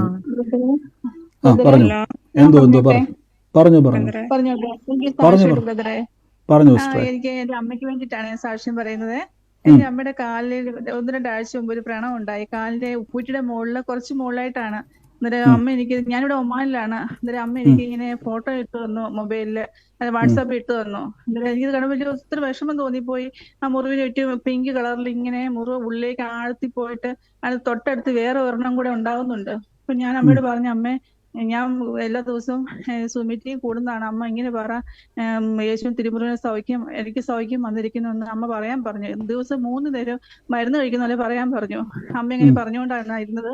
പിന്നെ ഞാൻ ബ്രദർ പ്രാർത്ഥിക്കുന്ന സമയത്ത് ഈ ഫോട്ടോ ഞാൻ മൊബൈലില് സൂമി വെച്ചിട്ട് അതേ കൈ വെച്ച് പ്രാർത്ഥിക്കുമായിരുന്നു. അമ്മ ഇന്നലെ വിളിച്ച് പറഞ്ഞു, കൊച്ചു നല്ല സൗഖ്യമുണ്ട്, എനിക്ക് കാല് ആ മുറിവെല്ലാം ഉണങ്ങി, ആ കുഴിയൊക്കെ നികന്നു, ഇപ്പൊ നല്ലതായിട്ട് ഉണങ്ങിയെന്ന് പറഞ്ഞു. ദൈവത്തിന് ഒത്തിരി നന്ദി. ആമേൻ. ഇത് വലിയൊരു സാക്ഷ്യം ലിസ്റ്റ് പറഞ്ഞത്. വ്രണം പോലെ ഇരുന്ന കാലാണ്. അമ്മച്ചിയുടെ മോള് പറഞ്ഞു 3 നേരം മരുന്ന് കഴിക്കുന്ന പോലെ എന്ത് ചെയ്തോണം, യേശുവിൻ്റെ തിരുമുറിവിനാൽ സൗഖ്യം വന്നിരിക്കുന്നത് പറഞ്ഞാൽ മതി. എന്നിട്ട് മോൾ എന്ത് ചെയ്തു, ആ ഫോട്ടോ തുറന്നു വെച്ചുകൊണ്ട് എല്ലാ ദിവസവും പ്രാർത്ഥിക്കുന്ന സമയത്ത് ആ ഫോട്ടോയെ കൈവച്ച് പ്രാർത്ഥിച്ചുകൊണ്ടിരുന്നു. ഇപ്പം അമ്മ പറഞ്ഞത് തന്നെ മുറിവും മാറി, പാടും മാറി, ഇപ്പോൾ ഒരു കുഴപ്പമില്ല, വ്രണം പോലെ ഇരുന്നത് പൂർണ്ണ സൗഖ്യമായി തീർന്നു. അപ്പോൾ ഈ ആൾക്കാർ എന്തെങ്കിലും മുറിവെന്ന് പറയുമ്പോൾ ചെറിയ മുറിവല്ല. അങ്ങനെ ഒരാൾ പറയണമെങ്കിൽ, അങ്ങനെ സങ്കടപ്പെടണമെങ്കിൽ, ഇത് വ്രണം പോലെ ആകണമെങ്കിൽ ചെറിയ മുറിവല്ല. പക്ഷേ കർത്താവിൻ്റെ തിരുമുറിവിനാൽ മാറാത്ത രോഗമില്ല, കഴിയാത്ത ഒരു കാര്യവുമില്ല. കർത്താവ് സൗഖ്യമാക്കിയത് നന്ദി, യേശുവിൻ്റെ നാമത്തിൽ തന്നെ. God bless you sister. ആമേൻ. മറ്റാരെങ്കിലും ഉണ്ടോ? പറഞ്ഞു. എന്തോ പറഞ്ഞു പറഞ്ഞു പറഞ്ഞു പറഞ്ഞു പറഞ്ഞു ഹലോ പറഞ്ഞു പറഞ്ഞു പറഞ്ഞു സിസ്റ്ററെ. ഇന്നലെ ഒരു ആലോചന പറഞ്ഞതാണ്. ഒരു 2006 ജനിച്ച ഒരു കൊച്ചുള്ള ഒരു വീട്ടില് ഫ്രണ്ടിൽ മാവുണ്ട്, ഓപ്പോസിറ്റ് ആയിട്ടൊരു മതില് കാണുന്നു പറഞ്ഞു. അത് ഞാൻ ആ ആലോചന ഏറ്റെടുത്തിരിക്കുന്നു. തീർച്ചയായിട്ടും സിസ്റ്ററുടെ ഭവനമാണോ അത്? അതെ അതെ. അതാ 2006 ജനിച്ച ആരാ അത്? എന്റെ മൂത്ത മോനാ. അപ്പോൾ ഇത് ഏറ്റെടുത്തോട്ടെ. കർത്താവ് ഇന്ന് അടയാളം കർത്താവ് വെളിപ്പെടുത്തിയതാണ്. അന്ന് ആ കേട്ട ആലോചന വീണ്ടും ഒന്ന് റിപ്പീറ്റ് ചെയ്തേക്കുക. അതിൻ്റെ അകത്ത് നമുക്ക് വേണ്ടതെല്ലാം കിടപ്പുണ്ട് കേട്ടോ. വലിയ സാക്ഷ്യമായിട്ട് കർത്താവ് മാറ്റും. ഗോഡ് ബ്ലെസ് യു സിസ്റ്റർ, യേശുവിൻ്റെ നാമത്തിൽ തന്നെ. ആമേൻ. മറ്റാരെങ്കിലും എന്തോ പറഞ്ഞു? ബ്രദർ, ഇന്നലെ ബ്രദർ പ്രാർത്ഥനയിൽ ഇങ്ങനെ വിശ്വാസ പ്രമാണം പറഞ്ഞപ്പോ ഇങ്ങനെ പറഞ്ഞ, നമ്മുടെ ശത്രുതകളെല്ലാം കർത്താവ് ക്രൂശിൽ വഹിച്ചതിനാൽ നമുക്കിനി ശത്രുക്കളില്ല, മിത്രമേ ഉള്ളൂ എന്ന് പറഞ്ഞു. അതെനിക്ക് ഉള്ളിൽ ഫീൽ ചെയ്ത് ഞാൻ അങ്ങനെ ആ വചനം ഏറ്റു പറഞ്ഞിട്ട് ഇന്ന് എനിക്കൊരു മീഡിയേഷൻ ഉണ്ടായിരുന്നു. അപ്പൊ അവിടെ പോയപ്പോഴത്തേക്ക് എനിക്ക് ശത്രുവായിട്ടിരുന്ന ആ കക്ഷി എന്റെ അടുത്ത് വന്ന് ഞാൻ ഇരുന്ന അടുക്ക വന്ന് ഇരുന്നിട്ട് പറഞ്ഞു, നമ്മൾ തമ്മിൽ ഒരു ശത്രുതയും ഇല്ല കേട്ടോ, നമ്മള് ആ പറയുന്ന കാര്യങ്ങൾ അവരുടെ അടുത്ത് പറയുന്നതല്ലാതെ നമുക്ക് തമ്മിൽ ഒരു ശത്രുതയും ഇല്ല. അപ്പൊ എനിക്ക് ആരടുത്ത് ഒരു ശത്രുതയും ഇല്ല എന്നിങ്ങനെ പറഞ്ഞു. പക്ഷെ അത് പിന്നീട് ഉള്ള ചർച്ചയിലും എനിക്ക് ആ ഒരു ഇത് നല്ലൊരു ബലമായി ബ്രദർ. അത് ദൈവം ഇന്നലെ അഭിഷിക്തനിലൂടെ പറഞ്ഞത് ഞാൻ അത് ഏറ്റെടുത്ത് ഇന്ന് എനിക്ക് ശത്രുത ഇല്ലാതെ എന്നെ മിത്രമായി പിരിയേണ്ട ഇത് ദൈവം ഒരുക്കി തന്നു. തീർച്ചയായിട്ടും ഇന്നലെ പറഞ്ഞത് കുറിച്ച് വെച്ച് നമുക്ക് ശത്രുത ഇല്ലാതാക്കി, സ്വർഗത്തിലുള്ളതും ഭൂമിയിലുള്ളതും സർവ്വം നമ്മോട് നേരപ്പിച്ച് നമുക്കിനി ശത്രുത ആരോടും ഇല്ല, നമ്മളോട് ഇനി എന്ത് ചെയ്യാനും വരത്തില്ല എന്ന് പറഞ്ഞതാണ് ഇന്നലെ കേട്ടത്. അപ്പോൾ ക്രൂശിലെ ശത്രുത അവസാനിപ്പിച്ചെങ്കിൽ ആർക്കും നമ്മോട് ഇനി ശത്രുത വെക്കാൻ പറ്റത്തില്ല. നമ്മൾ കർത്താവിൻ്റെ സാക്ഷികളാണ്. കർത്താവിന് ഇടപെട്ടത് നന്ദി. God bless you. കർത്താവ് അനുഗ്രഹിക്കട്ടെ. മറ്റാരെങ്കിലും ഉണ്ടോ സാക്ഷ്യം? ഗോഡ് ബ്ലെസ് യു സിസ്റ്ററെ. കർത്താവിന് ഇടപെട്ടതിന് നന്ദി. മറ്റാരെങ്കിലും ഉണ്ടോ? പറഞ്ഞു. ഇപ്പം സുനി ജെസ്സി എന്ന് പറഞ്ഞില്ലേ, അതാരായിരുന്നു? ആലോചന പറഞ്ഞത് എന്റെ നാത്തൂമാരുടെ പേരാ. അത് സുനി ജെസ്സി എന്ന് പറഞ്ഞല്ലേ? അത് ഏറ്റെടുത്തോണം. കർത്താവ് ഇന്ന് അവരുമായിട്ട് ബന്ധപ്പെട്ടവർക്ക് വേണ്ടി പ്രത്യേകം പ്രാർത്ഥിച്ചോണം. കർത്താവ് നിങ്ങളുമായിട്ട് ബന്ധപ്പെട്ട് വലിയൊരു വാതിൽ ദൈവം തുറക്കാൻ വേണ്ടി പോവാണ്. കർത്താവ് കാണിച്ച കുടുംബത്തിൻ്റെ അകത്തുനിന്ന് പോലും ദൈവം ചിലരെ തൊടും. നിങ്ങൾ മുഖാന്തരം അവരുടെ ജീവിതത്തെ കർത്താവ് തൊടും കേട്ടോ. God bless you sister. മറ്റാരെങ്കിലും ഉണ്ടോ? ബ്രദറെ, എനിക്കൊരു സാക്ഷ്യം പറയാനുണ്ട്. പറഞ്ഞു സിസ്റ്ററെ. എന്റെ മോളുടെ ഹസ്ബൻഡ് 2 ദിവസം മുന്നേ ജോലി കഴിഞ്ഞ് വന്ന് സ്റ്റെപ്പ് കയറി മുകളിലോട്ട് പോവുകയായിരുന്നു. അപ്പൊ കാല് പെട്ടെന്ന് സ്ലിപ്പായിട്ട് അവിടെ വെള്ളം കിടന്നേച്ച് ബേക്കോട്ട് വീണ്. 2 കൈയിലും കിറ്റ് ഉണ്ടായോണ്ട് കൈ കൊണ്ടൊന്നും പിടിക്കാൻ പറ്റിയില്ല. അപ്പൊ ആ മുട്ട് കൈ ഇങ്ങനെ കുത്തി വീണ് ബലം കൊടുത്ത്. അപ്പൊ തന്നെ ഹോസ്പിറ്റൽ. സിസ്റ്റർ മ്യൂട്ടായി, ഒന്നുകൂടെ മ്യൂട്ട് മാറ്റി പറയാം. 1 മിനിറ്റ് പറഞ്ഞു സിസ്റ്ററെ. 1 മിനിറ്റ് പറഞ്ഞു. വീണായിരുന്നു ആളെ. അപ്പൊ ആ കൈ പെട്ടെന്ന് രണ്ട് കൈയിലും കിറ്റ് ഉണ്ടായതുകൊണ്ട് കൈ കൊണ്ട് താങ്ങി പിടിക്കാൻ പറ്റിയില്ല സ്റ്റെപ്പില്. അപ്പൊ മുട്ടുകൈ ഇങ്ങനെ കുത്തിയ ആള് വീണ്. അപ്പൊ എഴുന്നേറ്റപ്പോ കൈക്ക് ഭയങ്കര വേദനയായിരുന്നു. പിന്നെ അപ്പൊ ഹോസ്പിറ്റലിൽ കൊണ്ടുവന്ന് ഡോക്ടർ ആദ്യം നോക്കിയപ്പോ കുഴപ്പമൊന്നുമില്ലാന്ന് പറഞ്ഞു. പക്ഷെ പുള്ളി പറഞ്ഞു എനിക്ക് വേദനയുണ്ട്, എക്സ്റേ എടുക്കണമെന്ന് പറഞ്ഞു. അപ്പൊ ഡോക്ടർ ആന്ന് പറഞ്ഞു. അപ്പൊ പറഞ്ഞു മസില് ഉള്ളില് പുറമെ കുഴപ്പമില്ല, ഉള്ളില് മസിൽ പൊട്ടിയിട്ടുണ്ടെന്ന് പറഞ്ഞു. അപ്പൊ അവര് അപ്പം തന്നെ അഡ്മിറ്റ് ചെയ്യണം, നാളെ സർജറി ചെയ്യണോന്നൊക്കെ പറഞ്ഞായിരുന്നു. അപ്പൊ ഹോസ്പിറ്റലിൽ ഇരുന്ന് എന്നെ വിളിച്ചു ഇങ്ങനെ പറഞ്ഞു. ഞാൻ പറഞ്ഞു ഇന്നൊന്നും ചെയ്യണ്ടായ വീട്ടിലോട്ട് പോകും പറഞ്ഞു. അപ്പൊ ആള് നാളെ വന്ന് അഡ്മിറ്റ് ആകാന്നും പറഞ്ഞു പോകും. ഞാൻ രാത്രി മുഴുവൻ ഉറങ്ങാതെ ഇങ്ങനെ ഇരുന്ന് കരഞ്ഞുകൊണ്ട് പ്രാർത്ഥിച്ചു, കർത്താവേ ആ കയ്യിൽ കത്തി വെക്കാൻ ഇടവരുത്തരുത് എന്ന് പറഞ്ഞു. എന്ന് വെച്ചാ പിന്നെ 2 മാസം ജോലിക്ക് പോകാൻ പറ്റില്ല, റെസ്റ്റ് എടുക്കണം, ഒന്നും ചെയ്യാൻ പറ്റില്ല. പക്ഷെ പിറ്റേ ദിവസം ആള് ഹോസ്പിറ്റലിൽ പോകാൻ വേണ്ടി റെഡി ആയിരുന്നു. അപ്പൊ പെട്ടെന്ന് ഒരു കൂട്ടുകാരൻ വിളിച്ചിട്ട് പറയുന്നു ഇന്ന് ഹോസ്പിറ്റലിൽ സർജറിക്ക് പോകണ്ട, അവിടെ ഒരു വൈദ്യനുണ്ട് മുറിവ് കെട്ടണ, അവിടെ പോകാന്ന് പറഞ്ഞു. പുള്ളി പോയി. അവിടെ ചെന്നപ്പോ ആ ഡോക്ടർ നോക്കിയപ്പോ ഇവിടെ ഹോസ്പിറ്റലിൽ പറഞ്ഞ പോലെ അത്രയ്ക്ക് വലിയ കുഴപ്പമൊന്നുമില്ല. പക്ഷെ സർജറി ചെയ്യാതെ കർത്താവ് അത് ഒരു ഒന്നുമില്ലാത്ത രീതിയിൽ പോലെ മാറ്റി. അവര് മരുന്ന് വെച്ച് കിട്ടി, എങ്കിലും വേറെ ഓപ്പറേഷൻ ഒന്നും ചെയ്യാത്ത രീതിയിൽ വന്ന്. പിന്നെ ആള് ജോലിക്ക് പോയി, വണ്ടി ഓടിച്ച് തന്നെ ജോലിക്കും പോണുണ്ട്. അത് ദൈവം വലിയൊരു സാക്ഷ്യം. തീർച്ചയായിട്ടും പ്രിയ സിസ്റ്റർ പറഞ്ഞ പോലെ തന്നെ ഇന്ന് വലിയ ദുരന്തമായി, അല്ലെങ്കിൽ നമ്മൾ പറഞ്ഞ പോലെ തന്നെ വലിയൊരു അനർത്ഥമായി തീരേണ്ടതായിരുന്നു. അത് സർജറി ചെയ്ത് കഴിഞ്ഞാൽ പിന്നെ ഇപ്പോൾ പറഞ്ഞ പോലെ ജോലിക്ക് പോയെന്നാണ് പറഞ്ഞ ആൾ, അത്രയും സീരിയസ് ആയിട്ടിരുന്ന ആൾ ജോലിക്ക് പോകാനിടയായി തീർന്നു. അത് കർത്താവിനാൽ തന്നെയാണ് സംഭവിച്ചത്, ദൈവത്താൽ തന്നെയാണ് കർത്താവ് അത് സാക്ഷ്യമാക്കി മാറ്റിയത്. ഇന്ന് ആ പ്രാർത്ഥിക്കുന്ന ഒരു വ്യക്തി ഭവനത്തിലുണ്ടെങ്കിൽ, കർത്താവിൻ്റെ വചനത്തിൽ വിശ്വസിക്കുന്ന ഒരു വ്യക്തി ഉണ്ടെങ്കിൽ അനർത്ഥം നിങ്ങളുടെ കുടുംബത്തിൽ നിന്ന് മാറിപ്പോവുക തന്നെ ചെയ്യും. നമുക്ക് ഒരുമിച്ച് ഇന്ന് കർത്താവിൻ്റെ തിരുസന്നിധിയിലിരിക്കുന്ന ഇനിയും സാക്ഷ്യങ്ങൾ കേൾക്കാനുണ്ട്. തൽക്കാലത്തേക്ക് ഞാൻ എന്ത് ചെയ്യുന്നു, നമ്മുടെ പ്രാർത്ഥനകളെ ഇന്ന് സ്റ്റോപ്പ് ചെയ്യുന്നു. നാളെ നമുക്ക് ഒരുമിച്ച് പിന്നെയും കൂടാം. അപ്പം ഫെബ്രുവരിയിലെ മീറ്റിങ്ങിന് വേണ്ടി പ്രാർത്ഥിക്കുന്നുണ്ടെന്ന് എനിക്കറിയാം. നിങ്ങൾ പിന്നെയും പ്രാർത്ഥിക്കുക. വരും ദിവസങ്ങളിൽ നമ്മുടെ ഡീറ്റെയിൽസുകളൊക്കെ വരുന്നതായിരിക്കും. അപ്പോൾ നമ്മൾ പ്രാർത്ഥനകൾ, അന്യഭാഷാ പ്രാർത്ഥനകളൊക്കെ സ്റ്റാർട്ട് ചെയ്യുന്നുണ്ട്. അതിൽ പങ്കുചേരാൻ ആഗ്രഹിക്കുന്നവർക്കൊക്കെ നമ്മൾ ആഴ്ചയിൽ ഒരു ദിവസം അന്യഭാഷ വരം ലഭിച്ചവർക്ക് എൻ്റെ കൂടെ ഒപ്പം പ്രാർത്ഥിക്കാം. അതിനുവേണ്ടി നമ്മൾ പ്രാർത്ഥനകൾക്ക് വേണ്ടി ഇരിക്കുന്നുണ്ട്, ഉള്ള ക്രമീകരണങ്ങളെ ചെയ്യുന്നുണ്ട്. സൂമിലായിരിക്കും ആ പ്രാർത്ഥന നടക്കുന്നത്. നമുക്ക് ഒരുമിച്ച് ഇന്ന് യൂട്യൂബിൽ കാണുന്നവർക്കും നിങ്ങൾക്ക് അങ്ങനെ താല്പര്യം ഉണ്ടെങ്കിൽ നമ്മൾ ആ ഗ്രൂപ്പിൻ്റെ ലിങ്കുകളും കാര്യങ്ങളൊക്കെ തുടങ്ങിയിട്ടില്ല. നിങ്ങളത് ഞാൻ ഇപ്പോൾ ക്രിയേറ്റ് ചെയ്തതിന് ശേഷം ഞാനത് പറയുന്നതായിരിക്കും. കർത്താവ് നമ്മളെ അനുഗ്രഹിക്കട്ടെ. നമുക്ക് ഒരുമിച്ച് ദൈവസന്നിധിയിൽ വിശ്വാസ പ്രഖ്യാപനങ്ങളെ ഇപ്പോൾ ഏറ്റുപറഞ്ഞ് പ്രാർത്ഥിക്കാം. ഇന്ന് എൻ്റെ കൂടെ നിങ്ങളായിരിക്കുന്ന സ്ഥലത്തിരുന്നു കൊണ്ട് കർത്താവ് എനിക്ക് തന്നതിനായി നന്ദി പറഞ്ഞുകൊണ്ട് ദൈവസന്നിധിയിൽ സ്തുതിച്ചാട്ടെ. ഇന്ന് ലഭിച്ചു എന്ന് വിശ്വസിപ്പിൻ, എന്നാൽ നിങ്ങൾക്കതുണ്ടാകും എന്ന് കർത്താവിൻ്റെ വചനത്തിൽ പറയുന്നല്ലോ. ഇന്ന് വിശ്വസിക്കുന്നവരുടെ മേൽ അത് സംഭവിക്കും, വിശ്വസിക്കുന്നവരാൽ അടയാളം നടക്കും. അപ്പം നമ്മൾ നാവിനെ പറ്റി കേട്ടതുപോലെ നിങ്ങൾക്ക് ഏത് ദിക്കിലോട്ട് നിങ്ങൾക്ക് പോകണോ ഇന്ന് ആ ദിക്കിനെ നിങ്ങൾ തിരിക്കുക. ഞാൻ ലൈവിലെ പ്രാർത്ഥന ഇപ്പോൾ സ്റ്റോപ്പ് ചെയ്തു. നമുക്ക് ഒരുമിച്ച് കർത്താവിൻ്റെ സന്നിധിയിൽ ഏറ്റുപറയാം. മൈക്കുകളൊക്കെ മ്യൂട്ട് ചെയ്താട്ടെ.